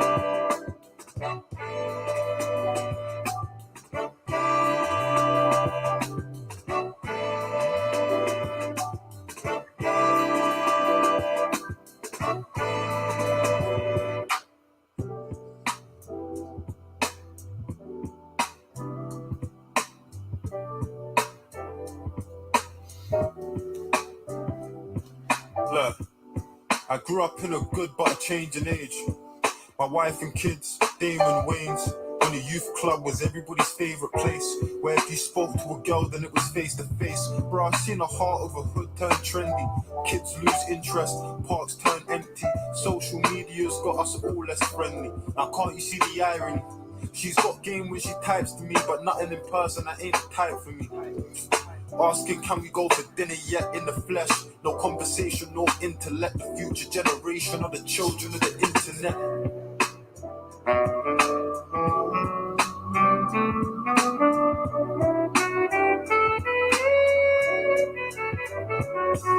Look, it's all changing, I'm seeing it now. You can meet 100 people without leaving your house. Putting pictures in the frames, a memory in the clouds. You know everybody keeps their memories in the cloud. Y'all heard that? Pitting picture frames and the memories around the house. That's what we used to do back in the days, but you don't see that no more. All your pictures and memories is in the cloud of the phone. Is in the stored in the phone, man. How times has changed. You know, when I heard this song, I ain't gonna lie, when I heard this song, the beat, man, is so spiritual. It made me want to shed a tear. I ain't gonna lie. This song made me want to cry, man, because it just make me appreciate the time I grew up in, like in the 80s and 90s, man, because, you know, like seeing my mama, because my mama, she got a picture album with all our pictures that she took for our birthday parties, holidays, and all that. And you don't see that no more. Let me shut up, man, before I start crying, man, because when I talk about deep stuff like that, shit get me all sentimental and shit. So shut up, Moshe, and just play the music. We finally found a voice and we ain't speaking as loud. People only want to listen to the sheep. Shit, if I was drinking, I guarantee if I was drinking, boy, I would have started crying. Boy, if I had that brown liquor in my system, I'd have been crying by now. Shit, our monster be like, don't cry, Ben, because you're going to make me cry, nigga, don't cry. The crowd and any other statement gets you cancelled by an activist that's never helped the cause that they're tweeting about. Do you blame public figures and personalities for giving little kids a warped view of reality, or blame all of the apps that make of killing and finding a sweet spot in your self-hate and vanity? Could you argue that it's borderline dangerous to take a picture of a girl's face and start changing it in one quick filter? Your nose looks thinner, your eyes look fuller, your lips look bigger, your software's better in, your phone knows everything. If anything, it's getting George Orwellian.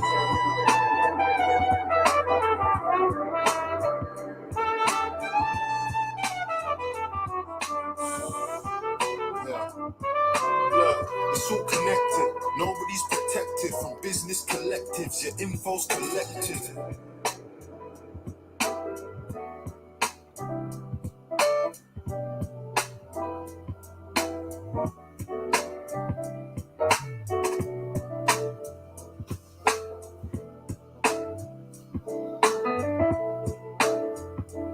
I used to love to get my camera film developed. Yeah, a lot of people don't really do that no more. They save everything on the phone. I got so many pictures on my phone myself. I gotta get developed at the photo lab from different vacations I've been on. Yeah, it's still good to get your pictures developed at the photo lab, man. You know, but like this whole modern day technology, that's why I say things ain't like how it used to be. Everything is done with a screen, behind the screen now.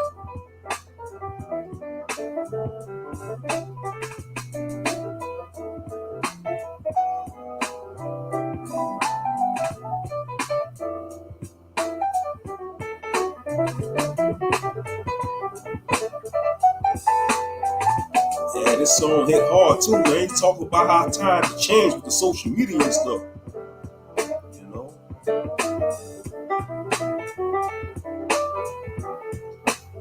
You know, once upon a time, you had to go outside and meet somebody. Now everything is done on a screen. And then what's so bad about it, a person got so many options when it comes to dating, you know, on social media, man, you know.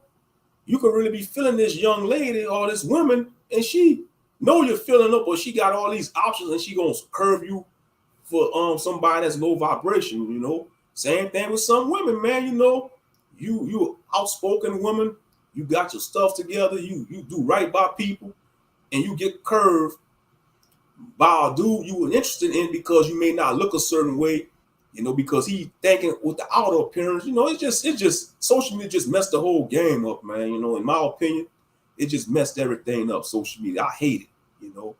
I hate it, you know, because it's a false reality. It gives people a perception of a false reality. A lot of people are living in the social media world. They don't want to live in reality no more. You know, it's like if you ask for a woman number, it's like these days they say, "What's your Instagram now? What's your IG?" That's crazy. Used to, you had to ask for the number, you know. Now, what's your IG?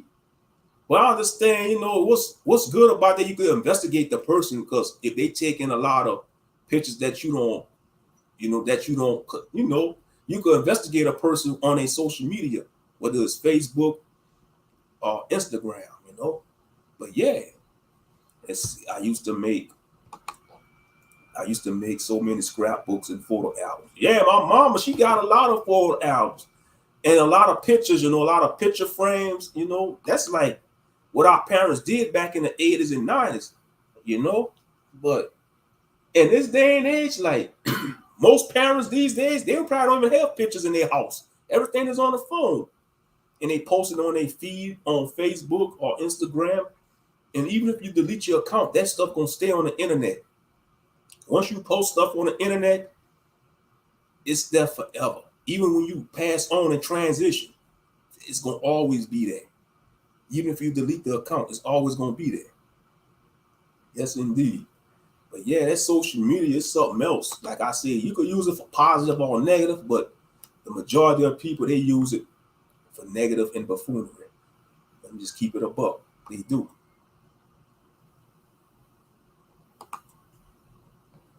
You have to be careful giving out your number now. Yeah, that too. Yeah, for real. Because, it's crazy. A lot of people just on that weird energy. It's just a lot of weirdos out there, That is true, watermelon sugar. You got to watch who you give your number. Because if you get into a serious relationship with them, you might have to change your number. Because once you break up with a person, they might stalk you,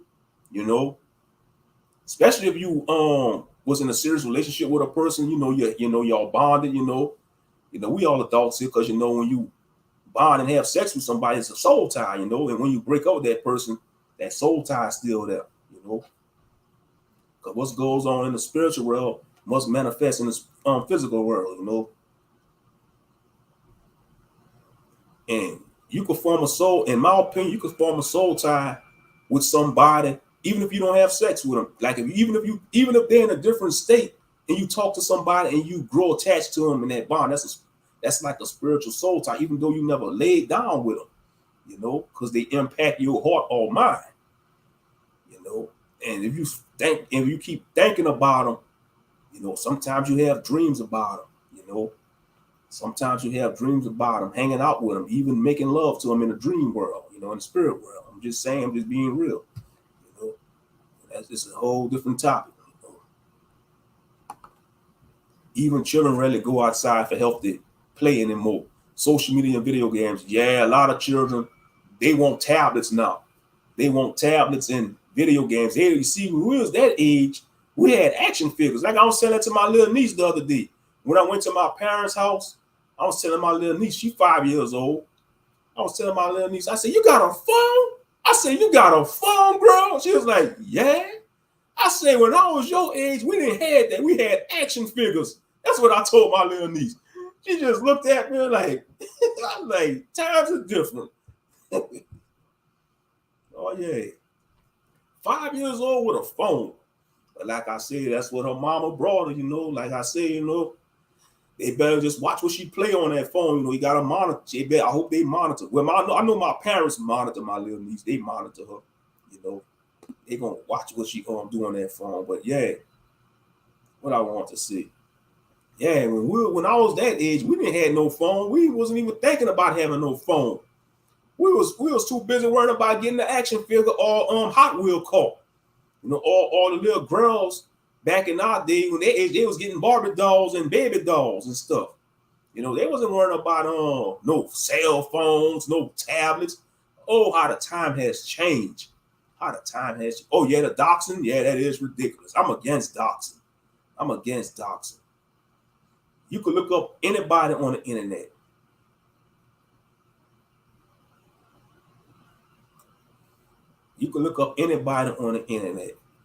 Because they got all these databases on internet. I mean, you just got to be careful who you give your information to. Because, that doxing is ridiculous. That's why I try to stay away from the black sector. I keep my ears to the street every once in a while, but I don't engage with them because they are very toxic. That's some low vibrational Negroes. They wicked. A lot of wicked brothers and sisters in the black sector. I mean, and I think they not human. They entities. It's some type, they being controlled by some type of entity. That's just my opinion, because they ain't right. They're not right spiritually. I took all my children devices, put them in play clothes and made them go outside and play in the mud. They look at me like I was crazy, but I had a ball. I don't blame you, Sometimes you have to do that, you know, because they made us went outside and play. They said, go out there and scrape a knee, you know. I took pride in scraping my knee. I used to pick on my soles till I didn't feel the pain no more.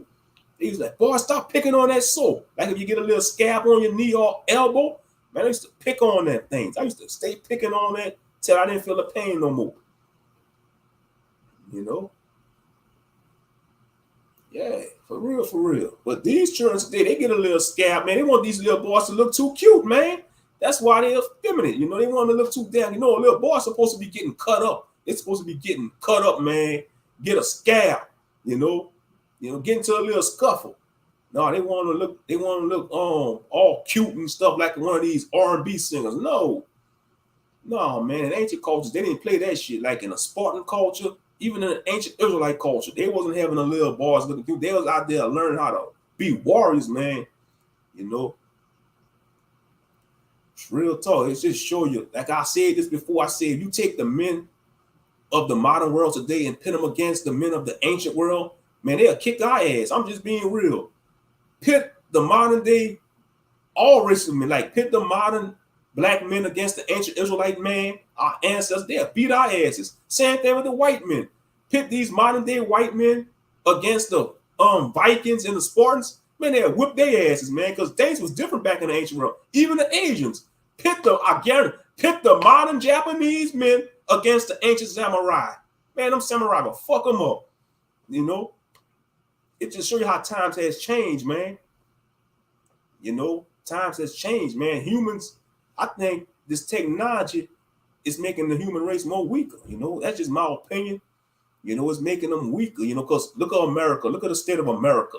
Most Americans are overweight. They lazy. You know, they got their head buried in the gadget.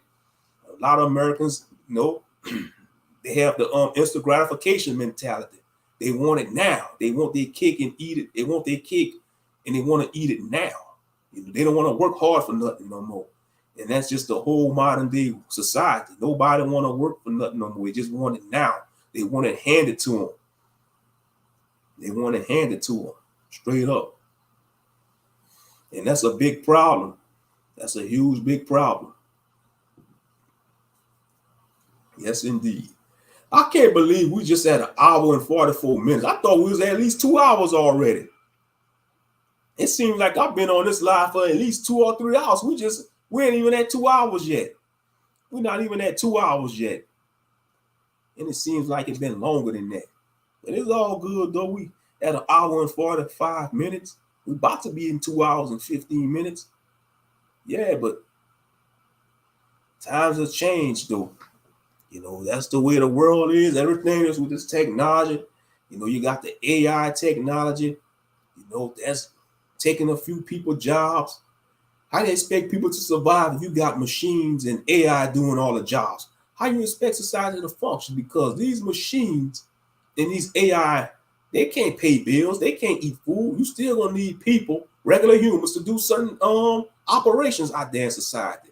Let's keep it a buck. You're gonna still need flesh and blood humans to do modern day functions in society. We are abusing technology. If we use it as a tool instead of relying on it so heavily, we might be in a better place. Yeah, that's a good thought. That's a good thought. I agree. You know, because we are abusing it. I wholeheartedly agree. Watermelon sugar, we are abusing the hell out of technology, and we all guilty of it. We are abusing it. You know, just look, like I always tell that to people. I say some of the stuff we have out there, I think we're not ready for it. It's too soon for us to have a smartphone or iPhone. These iPhones and smartphones, it's a computer. You could do so many things on these phones. It's your digital footprint. This is your digital identification. I mean, it's basically your whole life on this phone. With all the pictures you take, this is your life. This is your life on these phones. That's why when you lose your phone, make sure if you accidentally lose your phone, make sure you have a passcode or a lock screen, password or, patterns, because you don't want people to get in your phone. That's your information, Real talk. And that's the truth. But I sure appreciate everybody that's tuning in. You know, I appreciate y'all. You know, and I had this on a plan to go live tonight. You know, but like I said before I went live, I was on brother Malak Dome panel. He did a great live stream. You know, and now I'm doing a live stream on my channel.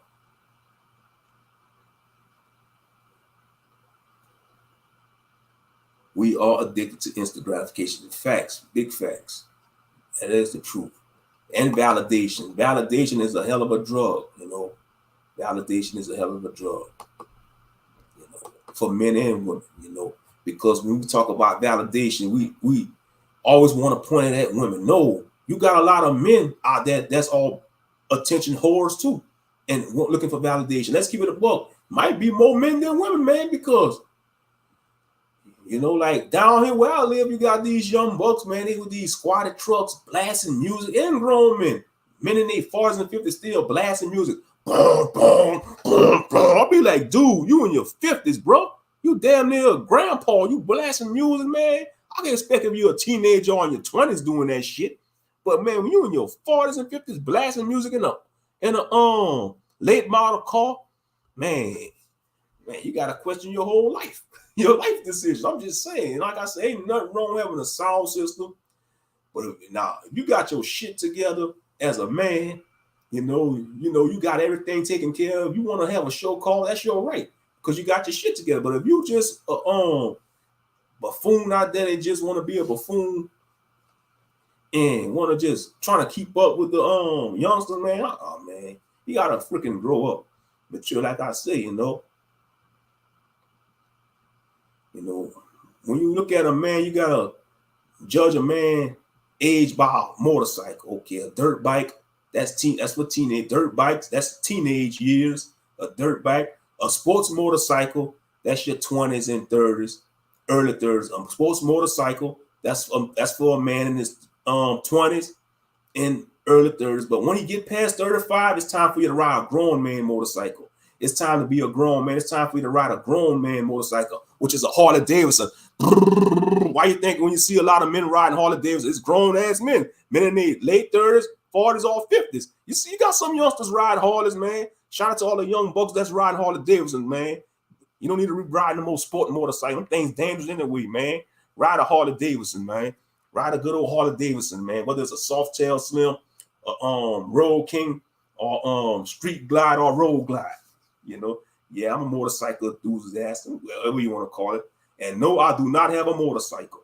I don't have a motorcycle, but you know, I'm a fan of them. though. They cool. They cool vehicles. You know. But yeah, when you look at a man, you got, you know, I judge.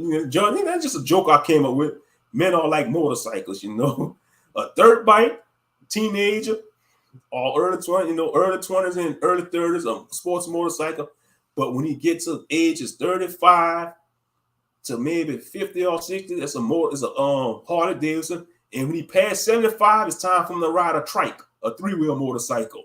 When he like 75 and older, it's time for him to ride a three-wheeler, a trike. Oh yeah, yeah. So all them sports bikes, they want to talk shit about Harley Davidson. No, boys ride sports bikes. Grown ass men ride Harley Davidsons. If I was in a bike club, that'd be my motto. I have that on my patch. I have that on my biker vest. Be like, grown Harley Davidsons are for grown ass men. Kawasaki and Honda sports bikes is for the boys.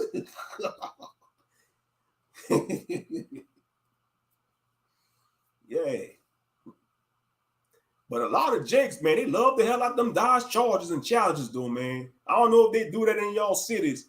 A lot of Jakes, you know, they love riding them Challengers and them Hellcats, and they drive them aggressive too. Sisters be driving them too. It ain't just the brothers, man. I be seeing a lot of sisters driving them Dodge Chargers and Challengers, and they be driving them things aggressive. Both the men and the women. I be like, just because you're in a sports car, that don't mean you have to drive it aggressive, man. Come on now. Yeah, I'll try to get out their way too. They be like, woo. I'll be like, God damn, it's cool you're in a Hellcat or Challenger or Charger. Don't drive it aggressive. If you want to go race, go on a racetrack. And I could tell the ones who drive aggressive because they car be all tore up. Sometimes the front of the car be have a crack in it. Now wait a minute, I have a Charger. You don't drive it aggressive though. Please don't tell me you don't drive it aggressive like them youngsters be doing. She got a Charger, a souped up Charger. You probably got a Hemi. You got a Hemi? You got a Hemi under that hood? You got a Hemi? Hey, but hey, I don't drive crazy though. Well, that's good. That's good to hear. But yeah, a lot of brothers and sisters, they be driving them Challengers and them Chargers. Man, they be driving them crazy. They be driving them aggressive. You know, they be driving them cars aggressive. Yeah, but muscle cars, yeah, I'm a fan of muscle cars, especially the old school muscle cars, like the Charger, like the car Vin Diesel drove in the first Fast and the Furious. I think it was a 1969 Dodge Charger. Yeah, that long body, man. Yeah, the old school muscle cars. And let me tell you something, the muscle cars are more faster and powerful than them street racing cars. Them tuner cars, like if you watch the second Fast and the Furious, Too Fast and Too Furious, they damn near lost that race. They had to use nitro. They had to use a nitro booster to beat those muscle cars in Too Fast, Too Furious. When Paul Walker and Tyrese had to race them two Hispanic guys for the muscle cars, they damn near lost that race. If they did not have them nitro boosters in their cars, they would have lost against the muscle cars. Yeah, that's what it's all about, trying to make it home in one piece. That's right. Yeah, that's right. You're a mother. I have kids. I'm trying to make it home in one piece. Yeah.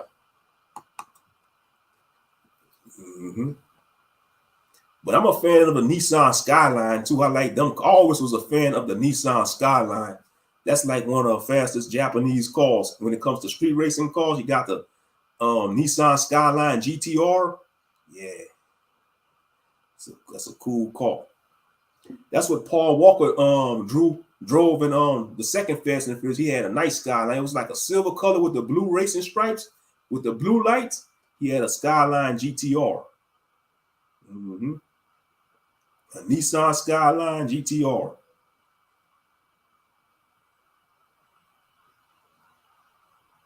I mean, you got the Nissan R34, the GTR. I mean, you know, this is a cool car. Matter of fact, GTR Skyline is legal in the U.S. Okay, you could bring them. Once upon a time, it was illegal to have a Nissan Skyline in the United States. I seen a few in real life before. I seen a few out here before. I seen a person had one before out here, a Nissan Skyline.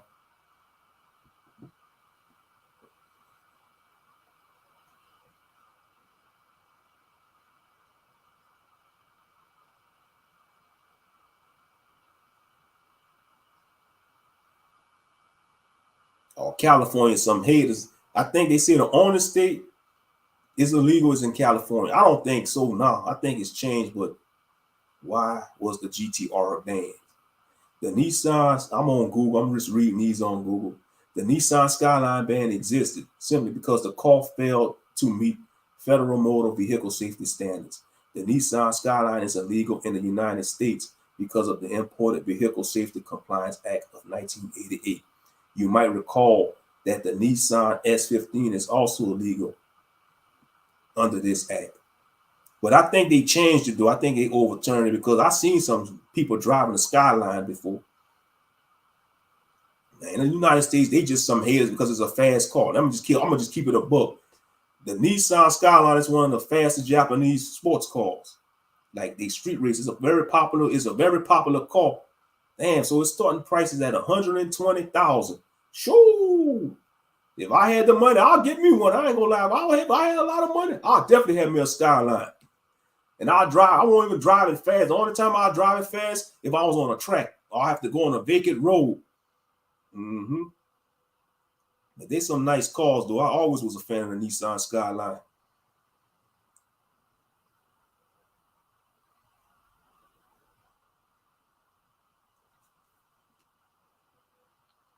Yep. Because I seen some people drove them before. Now I think in some states it's illegal to have a Lamborghini. Let me see. They still drive them too, them Lamborghinis. I'm sure y'all saw a Lamborghini in real life before.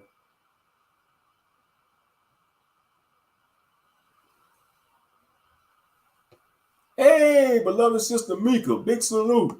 Sister Mika in the building. Peace and blessings. Yeah, about to be at 2 hours, Sister Mika. I've been on for an hour. We're going on 2 hours now. Yeah, even if I had a Skyline, I still drive like a normal person. Because that usually be people that want to show off. When they get these sports cars, it's like they feel, especially if they're a young person, like if they're in their 20s. Because when we was in our 20s and teens, we felt like we was invincible. That's just a natural thing for human beings. You know, when you're teens and 20s, especially in this day and age, they feel like they're invincible. You can't tell them nothing. And when life slap them in the face or when they fall flat on their face, that's when they want to come to an older person and ask for that wisdom. You know, like the old saying go, a hard head make a soft behind. You know, that's an old saying they used to tell us, a hard head make a soft behind, which is true. You know, I'm usually an SUV type of woman, but the Charger is pretty and it has enough leg room for me. Tall girl struggles. Hey, as long as you have leg room, that's what matters. You know, you got to get what's good for you when it comes to vehicles. I agree. You know, if you're a tall person, you know, you got to have stuff with leg room, you know, because if you're a tall person that's over 6 feet, you don't want to be in no little smart car, them little old small tiny cars. I don't see why people drive that. You ain't going to catch me in no smart car or no little Mini Cooper. Man, it's a hell with a Mini Cooper. That's a corner car, man. I ain't driving no Mini Cooper. Or Prius. 2 cars you're not gonna catch me in: a Mini Cooper, a smart car, and a Toyota Prius. Oh hell no, man! What the hell I look like driving a Toyota Prius? Man, even if I'm renting a car, if I'm going to rent a car and they wanted me to rent me a Toyota Prius, I'm gonna look at them. You better give me something else, goddamn it! I don't want no Toyota Prius. Shit, hell no, man! That's a current car, man. Nah, you talking about discontinuing cars? Discontinue a Toyota Prius just because how it's designed. It's just a corny car. Even I won't even tell a geek or a dark to drive a Toyota Prius. I don't care if you're a geek or a nerd. Even some nerds won't even want to drive a Toyota Prius. Most nerds, if you could talk to a nerd or a geek, man or a woman that's, you know, a dark or a nerd, they'll probably want to drive a sports car or muscle car. They ain't want to drive no goddamn Toyota Prius. That shit is corny. Yeah, Corvettes. Yeah, the new Corvettes. Now, the new Corvettes, they came out. They look like a Lambo. They look like a Lambo, which is short for Lamborghini. That's a slang, you know, a Lambo. The new Corvettes are nice. They look like a damn Lamborghini. Mm-hmm. But serious though, a Toyota Prius? Give me a freaking break. Hell no, man. You ain't gonna catch me driving that.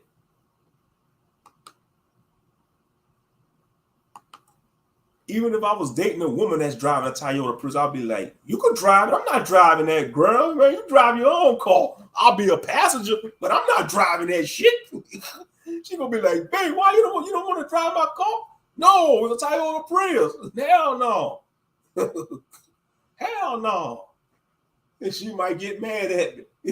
See, if I was a dating woman that driving a Toyota Prius, she gonna be like, oh man, you hating. Man, get something else. Come on now.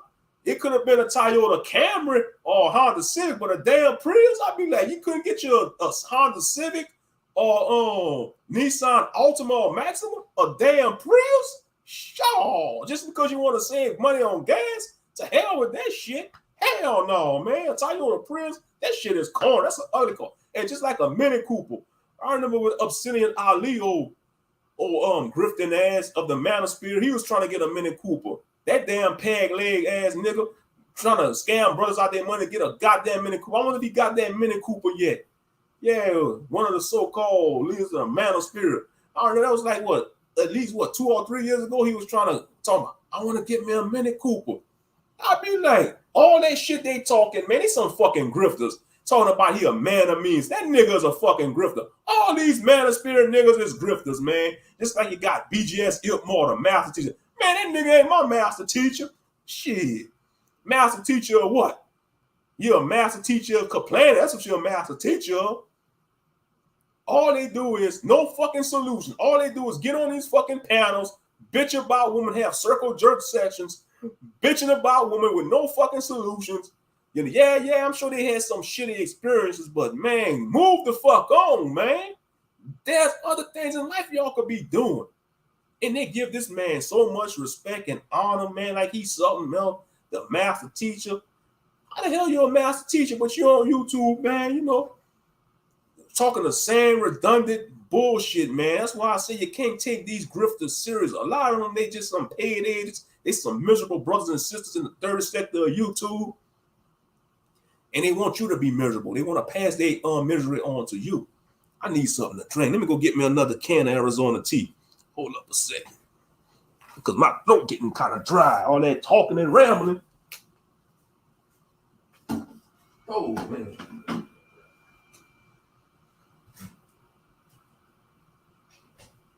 But seriously, though, that's all they are. They some grifters. They some money-hungry grifters selling people false hope. Yeah, but I'll never forget that Obsidian, you know, he was trying to talk about, I wonder if he got his Mini Cooper. He probably never got it. If you're a so-called man of means or high value man, you should be able to get any car you want. Obsidian. A lot of these content creators ain't who they say they are. They just ordinary people like the rest of us. They just, like I said, the internet, you could be anybody you want on the internet.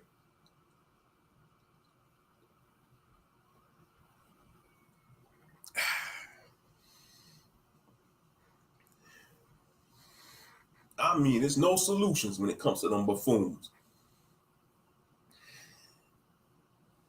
And like I say, you want to know the top 3 lies of the black, that brothers say in the black manosphere on the internet?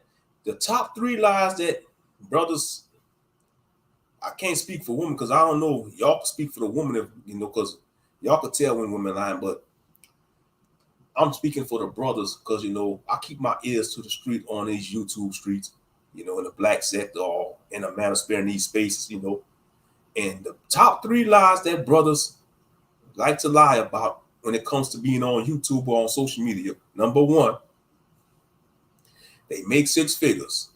Number 2, they own their own business. And number 3, they slept with a lot of women. That's the top 3 lies brothers tell on the internet or on this space. Let me repeat that. Number 1, they make 6 figures. Number 2, they own their own business. And number 3, they slept with a lot of women. That's the top 3 lies brothers tell on these internet spaces or on the manosphere. But yet they want to complain about women. They being on these panels for 8 hours or 7 hours. I'll be like, how the hell you making 6 figures and you're on your own business, but you crying and just getting back and forth on these panels for 4 or 5 hours?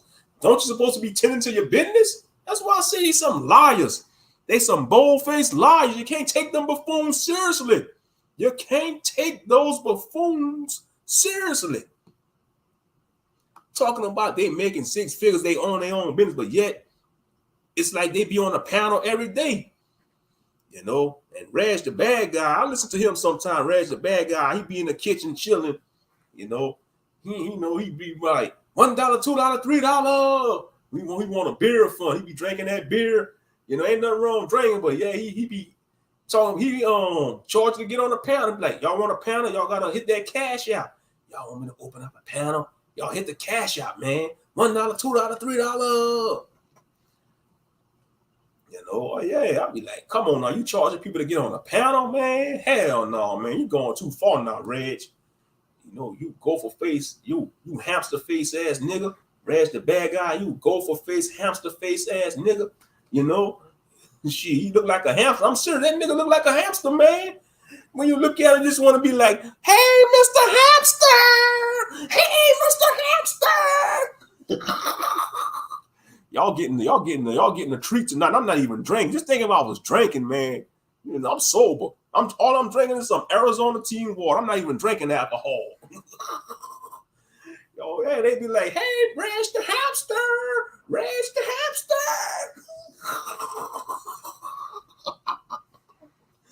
Ah.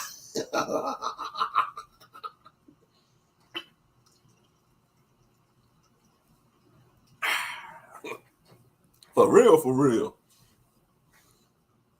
Oh yeah, you got some characters on these YouTube streets. I'm just saying. You got some characters in the black man. They've been around too in the black man of spirit and black sector. You know. And then you got Cynthia G. Black men are dusty. Y'all some dusty beta males. But yet you had a child by a so-called dusty man, Robert Perkins. I mean, you can't take these clowns seriously, man. And the divestors. Y'all want to talk about black men, man, leave us alone, man. If y'all want to be with Mr. Charlie or Wang Zhu, if y'all want to be with Mr. Charlie or Wang Zhu or Hector, man, leave us alone. Go be with Hector or Wang Zhu and Patu and all them other nations, man. Leave us alone, man. Yeah, but yet they still want to talk about brothers. Same thing with the SYSBM niggas and the so-called passport bros. Y'all was talking about we going to the Dominican Republic, we going to Paris, we going to France, we going to Thailand, but yet y'all still want to talk about black women, man. Y'all still want to talk about black women. No, leave the sisters alone. Go deal with y'all Min Ling and Patrice from France or wherever y'all dealing with out there. Man, leave the sisters alone. Y'all go deal with y'all women out there in them foreign countries, God damn it. Shit. I mean, it's a bunch of buffoons on these internet, and they getting all the money too.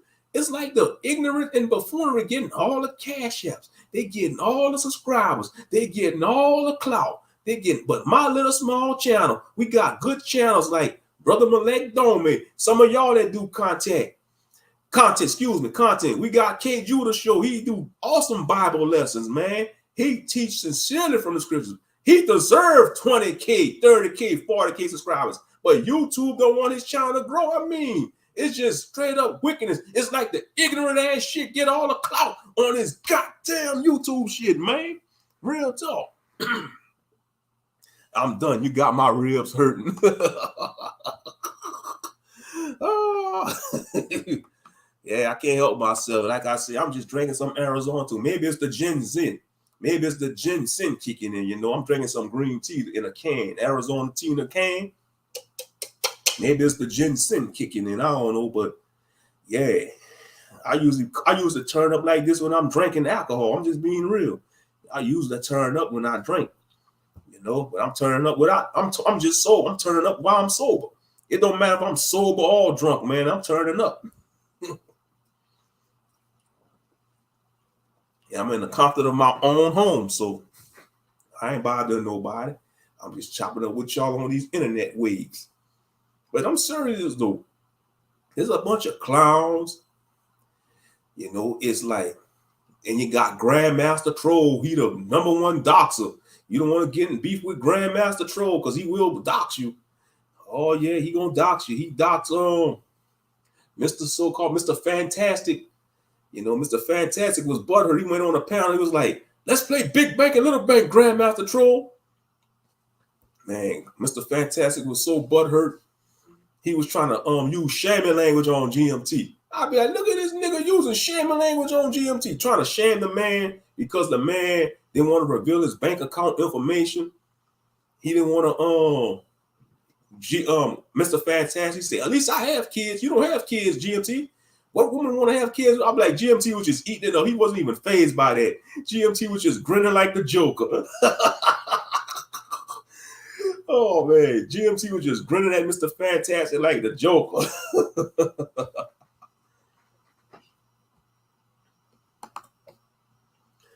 I always say, as long as bad behavior is being rewarded, people will continue to behave badly.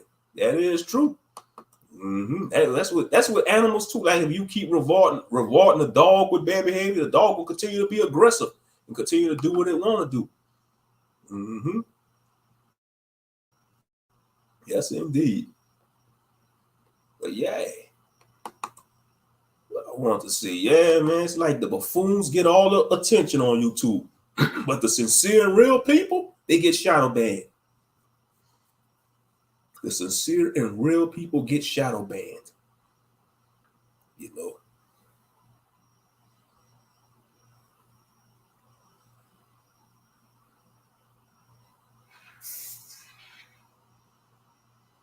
I mean, they get all the cash apps, they get all the attention, all the subs, all the attention, man. They get the YouTube plaques.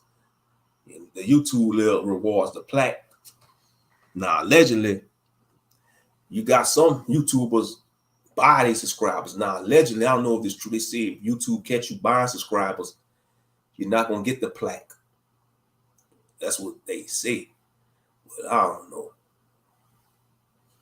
Something don't seem right about these YouTube plaques and subscriber base. Like I always say, I think these YouTube, because once you reach 1 million subscribers, that's celebrity status. Let's keep it a buck. If you're a YouTuber and you reach the 1 million subscriber mark and you get that golden plaque, you're a celebrity. That's celebrity status. And I believe, now this is my opinion, I believe these YouTubers be approached by people of that world. And you know what I mean by that world. The so-called, you know, they probably get approached and they probably say, look, you got 1 million subscribers. We could get you 5 or 10 million more subscribers. All you got to do is sign this and do this. And I'll leave it at that. Just how they do these celebrities and musicians and music. Oh, yeah. Because YouTube is basically like Hollywood. It's like once you get 1 million subscribers, you're a celebrity. So I'm sure you're going to be approached by some type of people and they're going to say, look, we could help you get 5 million, 10 million more. You want to be in a 10 million sub club? You just got to sign this and do what we tell you. And that's all she wrote after that. That's all she wrote. Yeah, and that's facts. That's facts. Yep. If you're not in mess and drama, you will struggle to grow. And that's sad too. That's very sad. But that's the world we live in. It's like if you're trying to be good and righteous, you're going to be treated like you're the bad guy. But when you wicked and bad and full of mess, oh, you get praise in this world. You get praise. You get all the praise and admiration. But if you're trying to walk upright, nah, you boring. You boring and stuff. If you're righteous, if you're trying to talk about positive stuff and righteous stuff, your channel is boring. But boring is good though. Because you don't want to be in drama, man. It's not good to be in all that drama. You want to, be peaceful, you want to be calm, You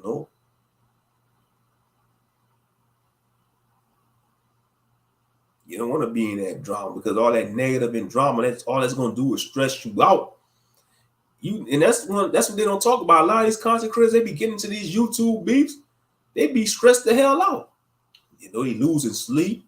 They can't sleep right because they worrying about who doxing them or who talking about them or doing a live stream about them. All that back and forth, man, that's stress. Let's stress people out. They go to work, they can't perform their job right.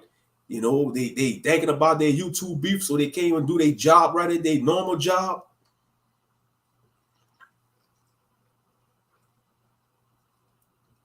For real, man. That's why I say all that YouTube drama, that's just leading to stress. It ruins people's marriages, relationships, people's relationship with their children. And the children are going to suffer the most because their children got to worry about going to school.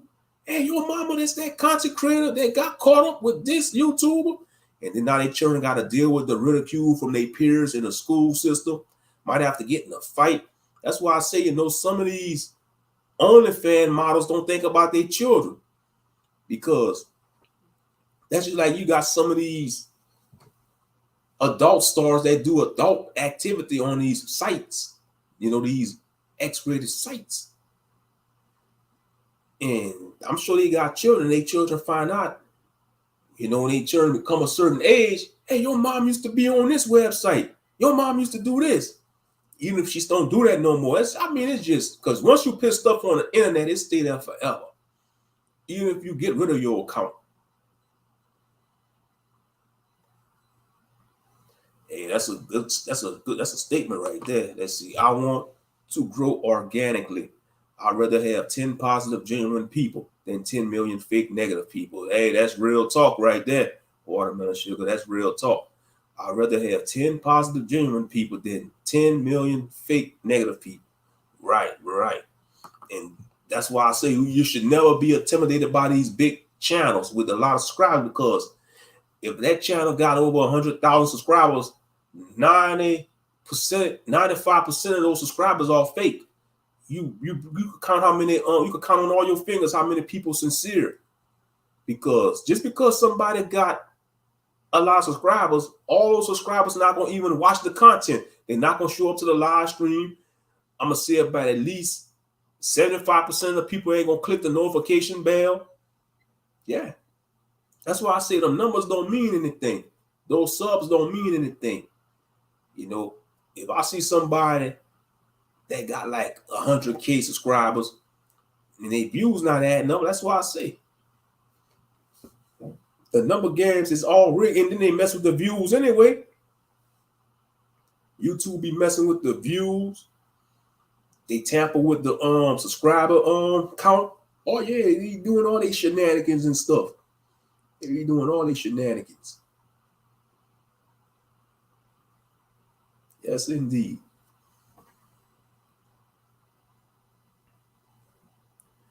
But yeah, brother No Light, I hope they stomp your little Hamite ass up in the prison system. I hope they stomp you into a pulp, you wicked bastard. But yeah, man, don't be intimidated by these subscriber counts, because even the big channels that got millions of subscribers, that's fake people. That's not genuine people. You know, real talk.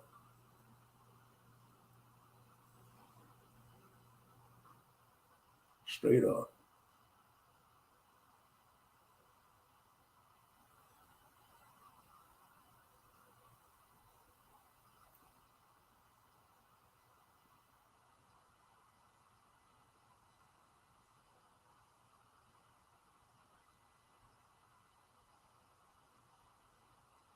Mm-hmm. Yeah, but it's about 12:24 in the morning, about 12:24 a.m. where I'm at. You know, I'm sure some of y'all on different time zones. That's one thing when you chop it up with people on the internet, we be on different time zones. You know, some of y'all on Eastern time, Western time. I'm on Central time. Well, it's called Pacific time. If you're on the West Coast, Pacific time and Mountain time. And then you got Eastern and you got Central time. And some of y'all could be across the pond, across the world, you know, different time zone. Like Brother Ayil, you know, he from the UK. Brother Ayil, Israelite. Shout out to Brother Ayil, he from the UK. You know, so he definitely on a different time zone.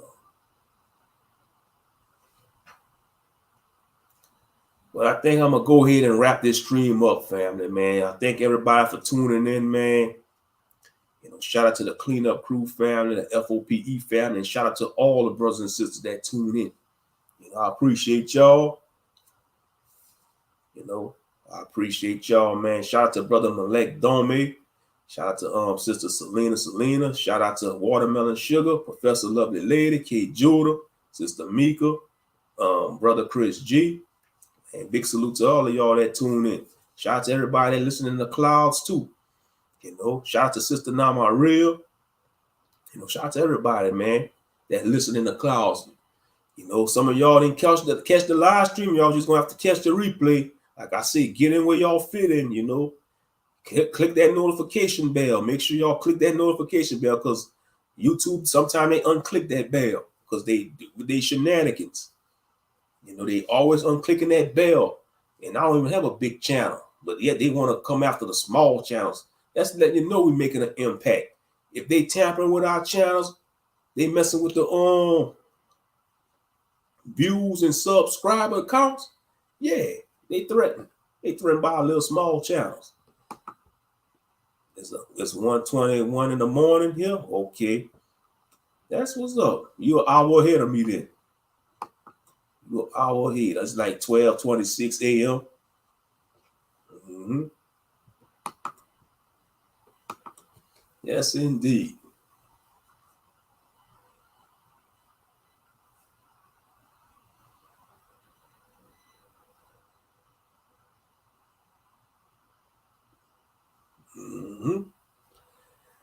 But that's one thing about me. I'll be saying I'm about to end a live stream and I'll be rambling on for like 5 or 10 minutes more. So y'all just gonna have to get used to that. That's just another trait I have. I'll say I'm about to end a live stream. Next thing you know, I'm rambling on for like 5 to 10 minutes. Sometimes I ramble on for a whole another 30 minutes. And next thing you know, it's a whole hour. Yeah. Have a blessed night, everyone. You have a blessed night too. Watermelon Sugar, thank you for tuning in. Y'all all have a blessed and safe night. Because we need the blessings of the Most High in Christ in this captivity. Real talk. Yeah, I'm talking about, I'm about to end the stream. I'm rambling on. I'm talking like for another 5-10 minutes. I'm telling y'all, that's what it never fails. It never fails. It never fails. It never fails. That's just the nature of being long-winded. Yeah, that's right. Have a bright tomorrow. Yeah, tomorrow. Made positive in the love of y'all, and may the Most High y'all shine his face upon y'all tomorrow morning. Y'all willing and have mercy on y'all. In the name of Yahshua HaMashiach, who the world calls Jesus Christ, which we know and understand and overstand ain't no pale or feminine European hippie that was painted by 2 fun boys in the Renaissance era named Cedric Borgia. That's not our Messiah. That's not our Messiah at all. You see, I'm telling y'all, I ain't even pressed the end stream button yet, and I'm still talking. Yeah, man. Thank y'all for tuning in. Had a great time on Malek Dome panel, man. But yeah, that gender war, we was talking about the so-called gender war. That stuff got to stop, because I think it's a psyop. I think it's of the devil and his minions and these entities. They want to keep the black man and black woman divided, because we are the holy seed of Israel. Whether you subscribe to my belief or not. Like I say, I know some of y'all come from different beliefs. I'm not pushing this on y'all, but like I say, we all are special people. I don't care if you claim this truth or not. So-called black people, we all always had this mentality. Even when I was a child, I was like, it gotta be something deeper. Why these people hate us? They call us all these names, and yet they hate us, but yet they want to be us at the same time. That's just weird, because last time I checked, if you hate something, you were trying to avoid being around them, or trying to just avoid being around them. But these Gentiles, these Caucasian Gentiles, they obsessed with us, man. They just straight up obsessed with us. It's like they look at us like we some animals. They want to come up and touch us and pet us like we animals. I don't like that, man. We humans, man. They treat us like they think they own us. I mean, they just obsessed with us, man. I mean, they got a mental illness, man. They women envy the sisters. The white man is insecure of the black man, man. That's why he got to keep the black man down. He want to portray the black man being a dumb brute, but black men are intelligent. Black women are intelligent. We are intelligent people because we made in the image of the Most High. The Most High did not made us dumb. He made us smart. He made us intelligent. And like I say, that so-called IQ, that's bullshit.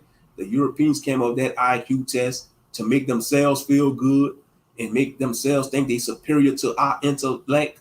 That IQ, that's nothing but bullshit these Europeans came up with. Yeah, see, I told y'all I'm rambling on. And I say I'm about to end the stream. Hey, y'all can expect that, that's how I get down. But yeah, this whole gender war, that shit gotta stop, because it's not profiting nothing for our people. It's keeping our people down. It's keeping our people in bondage. And a lot of consecrators, they doing it for the money. They don't care about black people. These so-called gender war consecrators, they don't give a damn about the black people or the future of the black race. They doing it for a bag. Bashing black women all day. Bashing on black brothers all day. I mean, it's just sad, man. Gotta stop doing that bullshit, man. That shit ain't cool. That shit ain't cool. That shit ain't cool. That shit ain't cool at all. And then ISUPK and Israel United in Christ. I like to joke about, call it ISUPK and IUIB, Israel United Buffoonery. Man, y'all need to cut that shit out, man. Y'all beefing like the Hatfield and McCaws, man. ISUPK and ISUB, Israel United Buffoonery, and ISUPK or ISUPK and Israel United in Christ. Y'all need to cut that shit out, man. That Hatfield and McCaw feud. That shit ain't working, man. Y'all supposed to be Israelites, man. Y'all supposed to be men of the Lord. Y'all gotta conduct yourself with discipline. Rule over y'all spirit, man. Control y'all emotions, man. You know, fighting over street blocks, man, and all that. Y'all know, y'all talk about the gangs and people in the world, but y'all doing way worse shit than people in the world. Both of y'all camps, ISUPK and IU Israel United in Buffoonery. Yeah, I know they get mad when people call them that. I don't care, because I ain't part of none of their organizations. I ain't part of none of their organizations. Fighting on the street corners, man.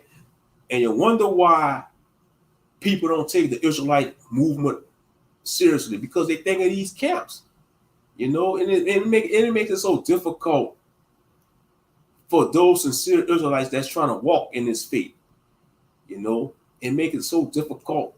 It's so bad that brothers and sisters don't even want to wear fringes, man, because of the fucking camps, because of the bad rep the camps got. You got brothers and sisters don't want to wear fringes. They want to dress like an Israelite because of these fucking camps, because of the bad rep these camps have. Man, that shit ain't right. Because I got fringe t-shirts, I got seats, you know, and I don't even wear my fringes every day. And that's not a law to wear your fringes every day, because it's about what's going on in that inner man and inner woman, you know. But every once in a while, I put on my seats and fringes. Yeah. But what I want to say, yeah, these camps, man, so much bad reputation. Soon as you say, oh, I'm a Hebrew Israelite, people going to think you part of one of these camps. No, I'm not part of these camps. You know, I just follow the Torah. I believe in Christ. I try to keep the law, statutes, commandments to the best of my ability. You know, study the scriptures, you know. You got to study, man. You got to read for yourself. But, and another topic we talk about on Elect Dome, like, you know, dating, you know, like, you know, dating, like, you know, else used to date outside your race, you know. Now, like when it comes to dating outside your race, you're gonna always be walking on eggshells, you know. If you're a black man or a black woman dating a non-black person, you're gonna always have to walk on eggshells, because you have to deal with family members that's against it, you know, on both sides, you know. You know, and it just comes with the territory. But like I say, according to Torah, man, we're supposed to deal with Israel. Israel's supposed to deal with Israel. But I understand some brothers and sisters might be in certain circumstances. And say if you're a sister that live in a certain state and it's not too many black people, you know, sometimes you might have no choice to be with a damn Billy, you know. Same thing with brothers, you know. If you're a brother in Denver, Colorado, and there's not too many sisters around your area, you might have no choice to deal with a goddamn pasty Becky, you know. But to each his own. But like I say, you know, it was a good dialogue we had on this panel, you know. But yeah, the so-called gender war, man, that shit gotta end, man. That shit is of the devil. That shit been going on for what, the last 10, 20 years on the internet, you know. Shit been going on for too goddamn long, and it's not profiting nothing.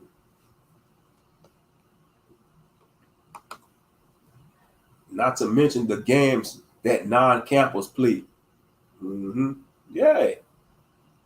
But like I say, I don't got nothing against brothers and sisters in the camps, because like I always say, if I was to join a camp, I thought about joining IUIC. I'm telling you, if I was to join a camp, I'll join the purple gang. But I say, nah, that's not for me, because I'm a unique individual. They won't want me in their camp anyway. You know, I'm too universal for them. They'll call me the devil. The way I talk on these panels and on my live stream, they'll look at me like I'm the devil. Oh no, we can't have that nigga in our camp. That nigga be drinking on his live stream. Then when we let me use Moshe, they say, no, you gotta change your name to Moses Israel. And you gotta drop the Yahuda. You gotta drop the Moshe Ben Yahu. You gotta change your name to Moses Israel. Private soldier of Israel United in Christ. Man, I ain't joining them, man. You know, it's a bunch of robots. They don't want you to be unique. It's a bunch of robots. Parents and the same redundant false doctrine from their leaders. Real talk. Brainwashing people. Brainwashing these brothers and sisters, man. Don't want them to read the scriptures for themselves. Got these grown men marching like they're in the army, like they going to do so. They ain't doing nothing. They can't even take over. They can't even take over the nearest Burger King on the block. Talking about their captain of 500, a sergeant of 10, a major of 200 soldiers, but can't even take over the block. Can't even take over the nearest Burger King at their block. You know, I know one thing they could take over. ISUPK, they could take over Wingstop and Buffalo Wild Wings because they're the Lord of the Wings. I call them the Lord of the Wings, man. Them brothers could eat a whole plate of wings. I won't dare I won't dare challenge a member of ISUPK to a wing eating contest because they're gonna have me beat. If they're gonna have me beat, man, it's gonna be a landslide. Man, I might be full by just eating 10 wings. After I eat the 10 wing, I'm gonna be full. He gonna be like, oh, that's all you can eat, Doc? This motherfucker gonna be eating a whole plate of 20 wings like it's nothing. Man, I'm gonna be full by the 8 wing or 10 wing. He gonna be on what his whole third. He gonna be on he gonna have like at least 20 wings, you know, eating. He gonna say, give me more wings. That's why I call him the Lord of the Wings, man. The Lord of the Wings. Not rings, but wings, chicken wings. Oh, yeah, because them brothers barbecue a lot too. ISUPK, they could barbecue. They be barbecuing too damn much. Oh, yeah. They be barbecuing a lot. Shit, you know they could throw around on them barbecue pits. I'm going to give them that. They probably could cook that barbecue.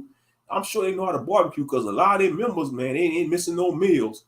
Hey, they ain't missing no meals at all. They built like walruses and hippos. I'll be like, they need to take the lions off their garments and put some hippos and walruses on there, man. The hippo of Judah. Instead of the lion of Judah, call them the hippo of Judah, man. Straight up. The hippo of Judah. The hippo and walruses of Judah, man. How built they is. They built like some goddamn walruses and some damn hippos, man. Hungry hippos. Hungry hippos. Hell yeah, man. Shit. Yes, indeed. I ain't no more good. What's good, Ariel? Big salute, brother. Big salute. He got Ariel in the building. Brother Ariel. That's a brother. Brother Ariel, CUC servant. Yeah, man, I'm just having a good time on this live stream, chopping it up with the people, man. Chopping it up with the family and chopping up with the newcomers, man. Real talk. Excuse me. But yeah. Some damn Dunkin' Donut camps, man. They love donuts too. I'm sure they be having donuts at their little meetups, at their class, they camp Bible study. They probably have a whole thing of donuts.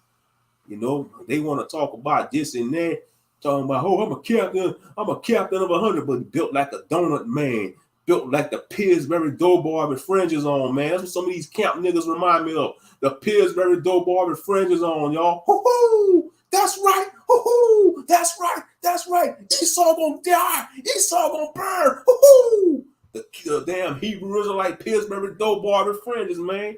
But they want to talk about, oh, black woman overweight. Black woman overweight. Black woman wear too many weave. But these motherfuckers built like the fucking Pillsbury Doughboy. Hoo-hoo! Hoo-hoo! Shit. And I'm sober, Ari. I'm not even drinking. I'm not even drunk. I'm sober, bro. I'm sober. I'm sober with a capital SOBER. Sober. Hell yeah. I don't need to drink every day. I'm taking a break. I'm probably going another drinking hiatus. Oh yeah, because I discipline myself from the bottom. You know? Yeah. But man, you know, it's just so much stuff going on. Like I said, we had a good discussion. You know, we talk about a lot of stuff. You know, yeah, with that damn scoundrel Polight, man, he get everything he deserved when he locked up.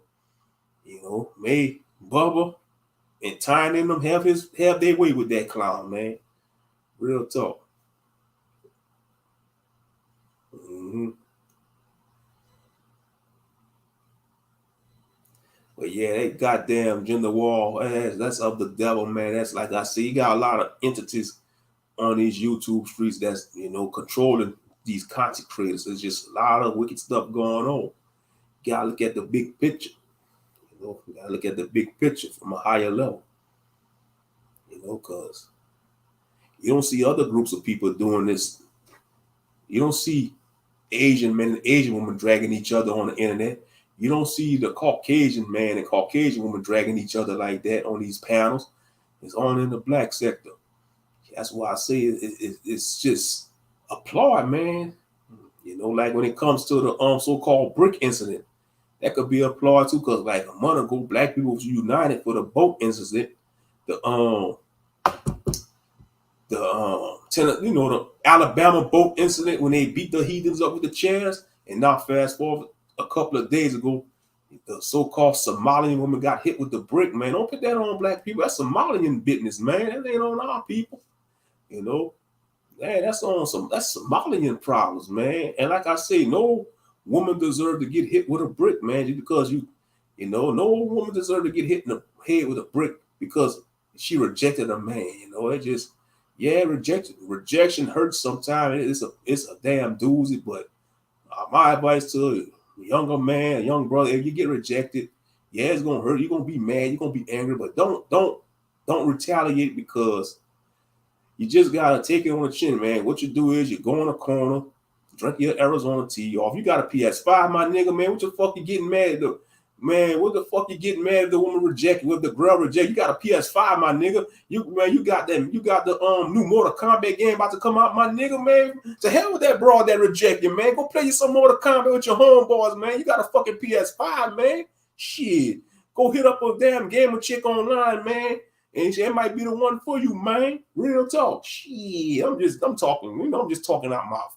I'm just talking, man. I'm just being real though. Man, you got a whole PS5, bro, and you crying over a woman rejecting you, man. Go play the PS5, man, and have your good few drinks, man. Some Arizona tea, man. Drinking some Arizona tea, some ginger ale, man. And after that, go get you a nice meal, man. If you know how to cook, go cook your T-bone steak and go on Instagram and post that food picture and say, this could have been you could have been eating this tonight. You rejected me, you could have been eating good tonight. And then next thing you know, she might still hit up your inbox and you say, you reject me. It's going to be for the next woman. Yeah, I'm just rambling on. I told y'all I was supposed to end this stream, at least 10 minutes ago? And I'm rambling on. I'm rambling on. Yeah, for real. That's how I get down, though. That's how I get down on my channel. I'll be saying I'm in a live stream. Next thing you know, I'm rambling for the next 30 to minutes to an hour. Yeah, I couldn't be on the mainstream TV because they have to pull the plug. Pull the plug on most shit, y'all. He talking too much. He long-winded. Pull the plug. They have to cut the air, cut them off the airways. Pull the plug. For real. But yeah, man, it's crazy though, man. That's what I see. And like I say, I think a lot of brothers be spazzing out because due to abandonment and rejection, and it caused a lot of brothers to have the scarcity mindset. A lot of black men do suffer from that. I'm speaking for the brothers. They do suffer from the scarcity mindset because black men don't get too many opportunities in society. And that's by design. The powers that be, the enemy, Hashatan, the entities, they don't want the sons of Zion to have too many opportunities. That's why these entities, whether you call them reptilians, shadow people, archons, fallen angels, it's all the same shit. Demons is all the same shit. All these entities working against the children of the Most High, the sons of Zion. They don't want the sons of Zion to rise and be the gods of this earth with the little G's, because we are the gods and goddesses, man. I'm talking about universal shit, but it's the fucking truth. Black men are the gods of this earth, and black women are the earths of this earth. The mother earths. Black women are the mother earths with the little E's, and black men are the gods of this goddamn planet, man, with the little G's, because we come from the supreme. We come from the one above all, which is Yahuwah El Shaddai. The Most High Yah, the creator of the God. He's the God maker. He's the God maker, man, the Most High Yah, and his son Yeshua HaMashiach. Real talk. That's some real talk, man. It's my metaphysic talk right there. You know, that's why I say these camp niggas can't hang with me.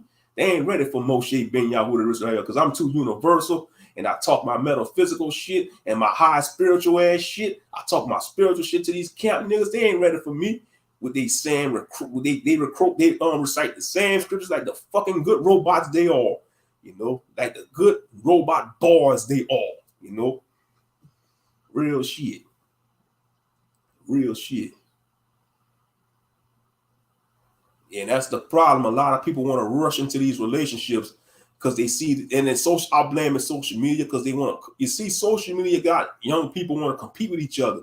So they get in these toxic ass relationships and have these children out of wedlock and they ruin their life, man. It's so sad to see a lot of these young people getting, you know, these young boys getting these girls knocked up, man, you know, and these young men ain't ready to be a father. So they get a young girl locked up. I'm talking about in their 20s, you know, it'd be like teens and 20s having, I'll be like, nah, man. I tell a young person, like if I was to give advice to somebody like in their teens, also, I say, don't have children. Don't start having your children until after age 25 or at least until after you're out of college. You know, that's just my opinion. Don't have your children, at least have your first child by at least 23 or 25. But man, teenage and early 20s, that's too damn early, you know. But that's just my opinion. But yeah, and like they say, rejection is God's protection. And we said, you know, rejection is Yah's protection or God's protection. But yeah, man, young brothers, man, you know, you get rejected by, and yeah, sometimes, you know, when you get rejected by these women, they come with the arrogant, you dusty, man. You gotta just charge it to the game. Charge it to the game. Like I said, you got a PS5, my brother, man. Be like, man, to hell with that broad, man. You got a PS5, man. Because, you know, she could probably be playing games with you anyway. You know, you think you're gonna be, you think you're getting it all. No, she playing games. You don't play your real game. Play the PS5, man. Like I said, you got the new Mortal Kombat about to come out. You know, you got so many games you can play on there. Even if you got an Xbox, man, shit, or go through your hobby. Let's see, a man's supposed to have a hobby, man. As men, we're supposed to have hobbies, man. You know, we're supposed to have them, you know. Or even if you're a white boy, man, if you're a white boy that's getting rejected by one of these damn Marshall white woman or white girls, man, go hang out with your dad and uncles, man. Y'all got the guns anyway. Y'all go on a hunting trip. Y'all go hunt some deer, goddamn it. Shit, y'all got all them boats and shit, and man, y'all see, man, white boys ain't worrying about rejection, man. They got the game, man. They got, especially if they rich, man, they got the damn ATVs, they got boats and shit. They got the big ass Ford F-150 lift kit truck, man. Shit, man. That's why I say this is their kingdom, man. That's why I say it's crazy to see homeless white people. This is their fucking kingdom, man. You should not have no homeless white people. This is their fucking world. This is their kingdom, man. They're supposed to be living it up. This is their heaven. This is our hell. This is their kingdom, and this is our hell, man. Real shit. But yep, you got the homeless on them, though. Yes, indeed. Yeah, I'm just rambling on, though. That's how I get down. Yep, use it as motivation to hit the gym. Yep. Mm-hmm. Yes, indeed.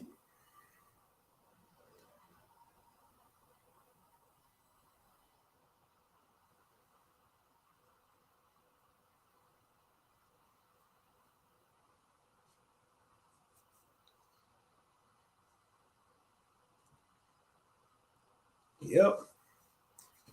But yeah, man, like I said, it's just a whole different generation, man. I mean, it's like, and what it's doing is causing sisters to be hardened and not to trust brothers, and that's a sad thing, you know. Because you could be a sincere brother that want to know that sister, she just gonna be standoffish or have a guard up. Because it's bad in Philadelphia. It's so bad in Philadelphia, some sisters, they gotta run to their car. Or if they see a whole group of brothers hanging out in front of the corner store or gas station, they leave. They go to another store. Now that's fucking sad. That is freaking sad, you know.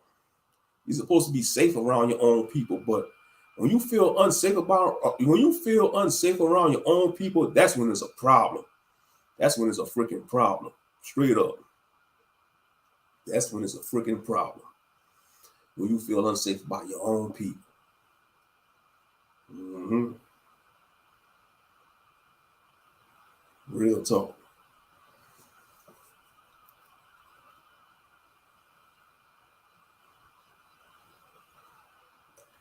Yeah, man. You know, like I say, no woman, nobody, whether it's man or woman, deserve to get hit in the head with a brick, man. Then some people say the shit was staged. It was a applaud. I think it could have been a psyop too, man. You know, because like I said, a month ago, our people was on that Black Unity. You know, when they had the incident in Alabama, you know, in Mobile, Alabama, the boat incident, and now it was real. Well, even if it was real, it was a Somalian woman. That's Somalian issues, man. You know, whether it was real or fake, that was a Somalian woman. But like I said, it was a ploy. It was an ammunition to throw black men under the bus. You know, but like I said, the average brother won't do that to a sister, man. You know, most brothers that get rejected, they just charge it to the game and move on. But to throw a brick, man, you know, she a Hamite anyway. You know, she a Hamite woman anyway. So to hell with that Hamite woman. I know Brother Ayil would have been going in on her because he can't stand them Hamites. That's one thing about Brother Ayil. He be going in on them damn Hamites. That brother be going in on them goddamn Hamites. For real, for real. Yes, indeed.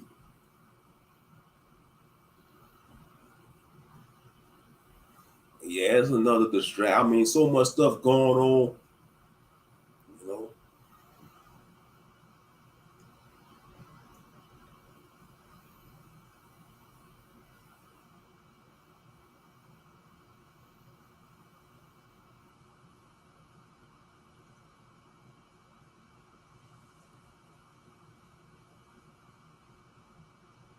Oh, okay. Ah, I got it. Yeah, it had to have been staged. Yeah, that thing was staged to pit black men and black women against each other, man. That brick incident. No, I was talking about your previous comments. I don't know if that situation was real or not. Oh, with the brick, because me and another Ak, we had to talk about it yesterday. Me and another Ak, and he said, "Man, that thing could have been staged." But think about they had the boat incident, and our people was like on that black unity, and now you had this happen. Like I said, this shit was staged by the entities, man. This is of the archons or the fallen ones, man, to keep black men that they want black men and black women to stay at odds with each other. I'm gonna just keep it a buck, because that's what it's all about. And you got these entities controlling these content creators that's promoting this gender war content. Oh yeah, you gotta think outside the box, man. A matrix, man. These Agent Smiths. You got a lot of Agent Smiths around here. A lot of these Agent Smiths. Mm-hmm.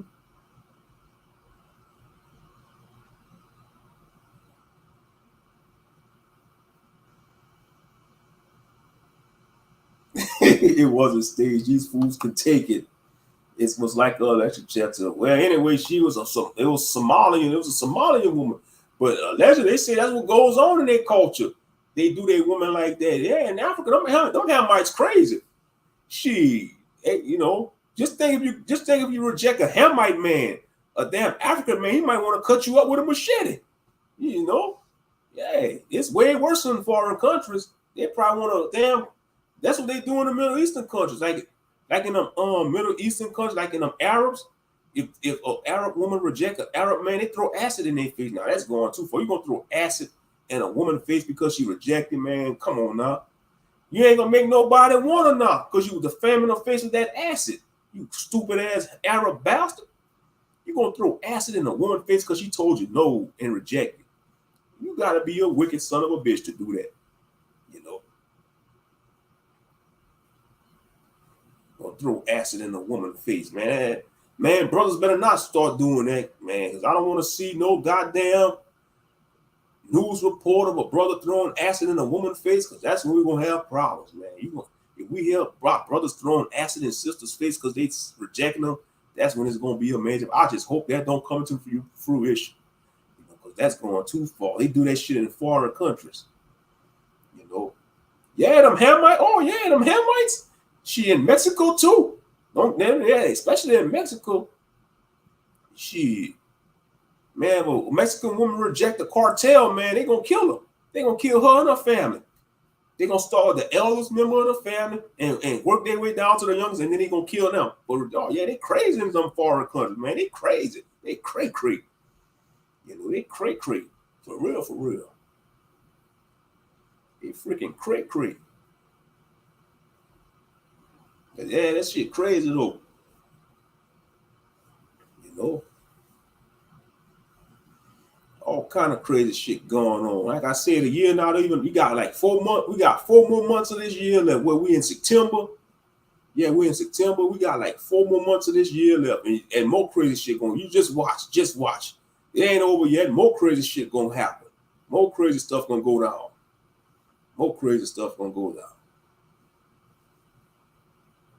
For real.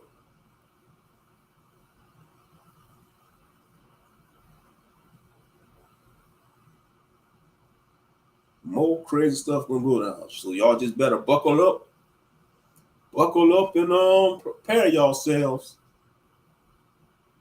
That's all I gotta say. Buckle up and prepare yourselves.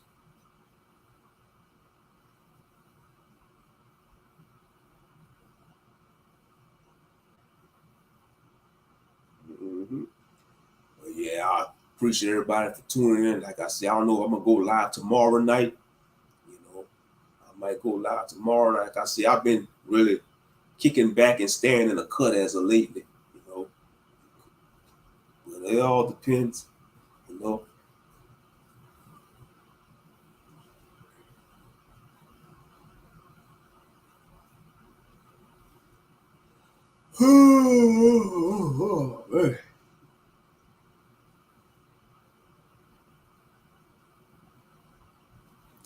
I know one thing. If I do go live tomorrow, I might go live on my other channel, my Real Talk with Akmoshi. I might go live on that channel. If I do, I'm gonna be drinking. I'm just putting that out there. If I go live on my other channel, Real Talk with, I don't know. You know, like I said, I'm taking me a hiatus. You know, I don't know. I'm just talking my noise, you know, because I'm talking about I'm gonna be drinking. Next thing you know, I'm gonna be drinking some Arizona tea or something else on my other live show. Like I said, I don't need no alcohol to turn up. I'm sober tonight. I'm turning up already. I'm sober. I'm turning up. I turn up tonight on this live stream. You know, I'm already sober. I don't need to drink like that. Mm-hmm.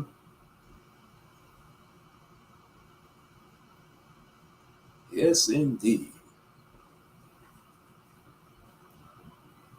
Already know YouTube gonna hit me with that copyright with the music I was playing. I don't care.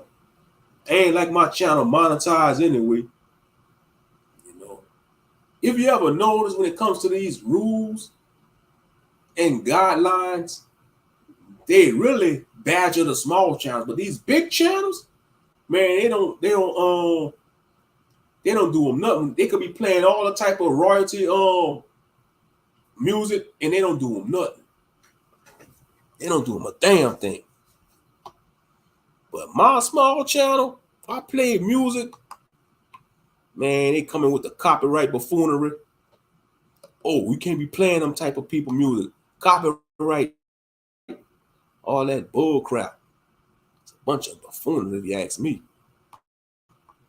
Straight up, it's a bunch of buffoonery. Because they know people love to play music.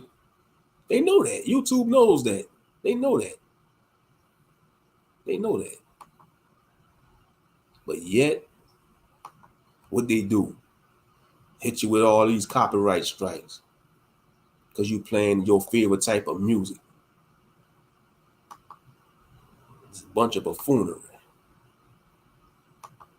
All right, I posted. This is my other channel, Real Talk with Men.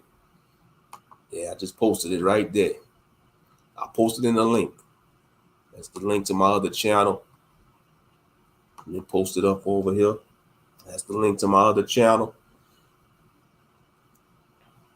Mm-hmm. Yes, indeed.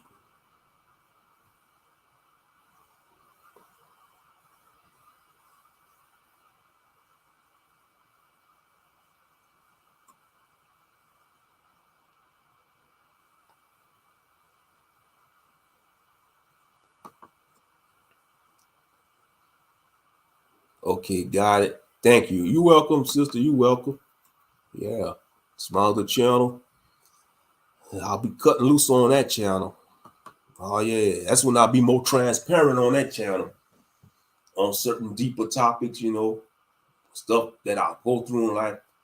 I don't warm up to people, but like I gotta have a few drinks in me to warm up to people, because like when you're transparent, man, you just gotta be careful who you're transparent with because they'll throw that against you.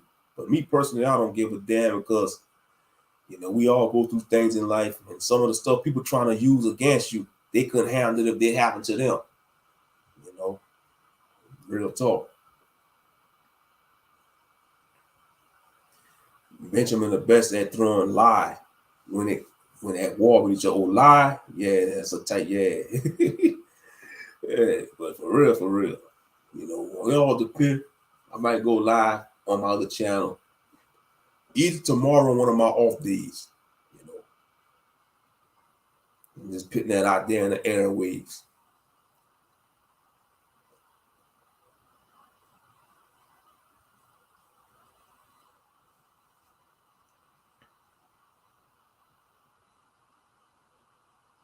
Yes, indeed.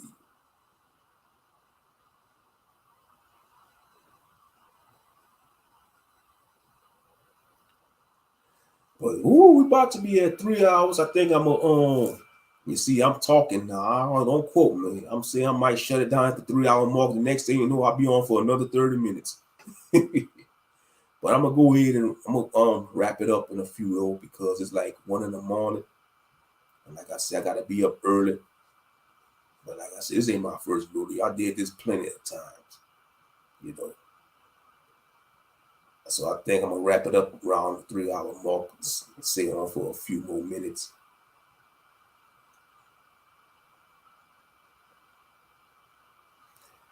Yeah. Like when I first started doing content, yeah, I want to talk about that earthquake in Morocco. I might talk about that tomorrow, Ariel. Yeah, about the earthquake. Yeah, because New Breed, he talked about, he did a stream. I never watched his stream yet. Brother New Breed, he did a stream about the earthquake in Morocco. So I might touch base on Morocco because Morocco is an expensive city to live in. I heard the cost of living in Morocco is very expensive to live in Morocco, So yeah, I think I might talk about that tomorrow and some other topics, most high willing. Allegedly over 1,000 people lost their lives in that earthquake. Yeah, the Most High ain't playing. Hey, the Most High must have saw something very corrupt going on in Morocco, and he paid them a visit. The Most High paid Morocco a visit. Yeah, real talk. So I might touch base on that tomorrow. Most High willing, or on my off days. It all depends. Because like I said,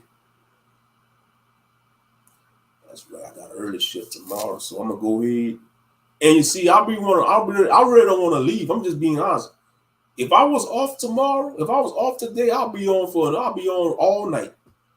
Because like I say, when I first started doing my live streams, I used to do like 5-hour live stream, 8-hour live streams. When we had Google Hangouts, that's before StreamYard. Like when we had Google Hangouts, yeah. But I'm gonna go ahead and get off of here, y'all. Y'all have a blessed night. I'm being for real now. Thank y'all for tuning in. This brother Moshe Ben Yahuda Yisrael, or simply Ak Ben, your humble brother, fellow servant. Ain't no big eyes and no little U's, man. We all trying to get it right with the Most High in Christ, man. I thank y'all for bearing with me. I know I say some strong language, like for the new people that came here. I say some strong language, but it is what it is. We all adults here, But all right. Y'all have a blessed night, man. Shalom and peace.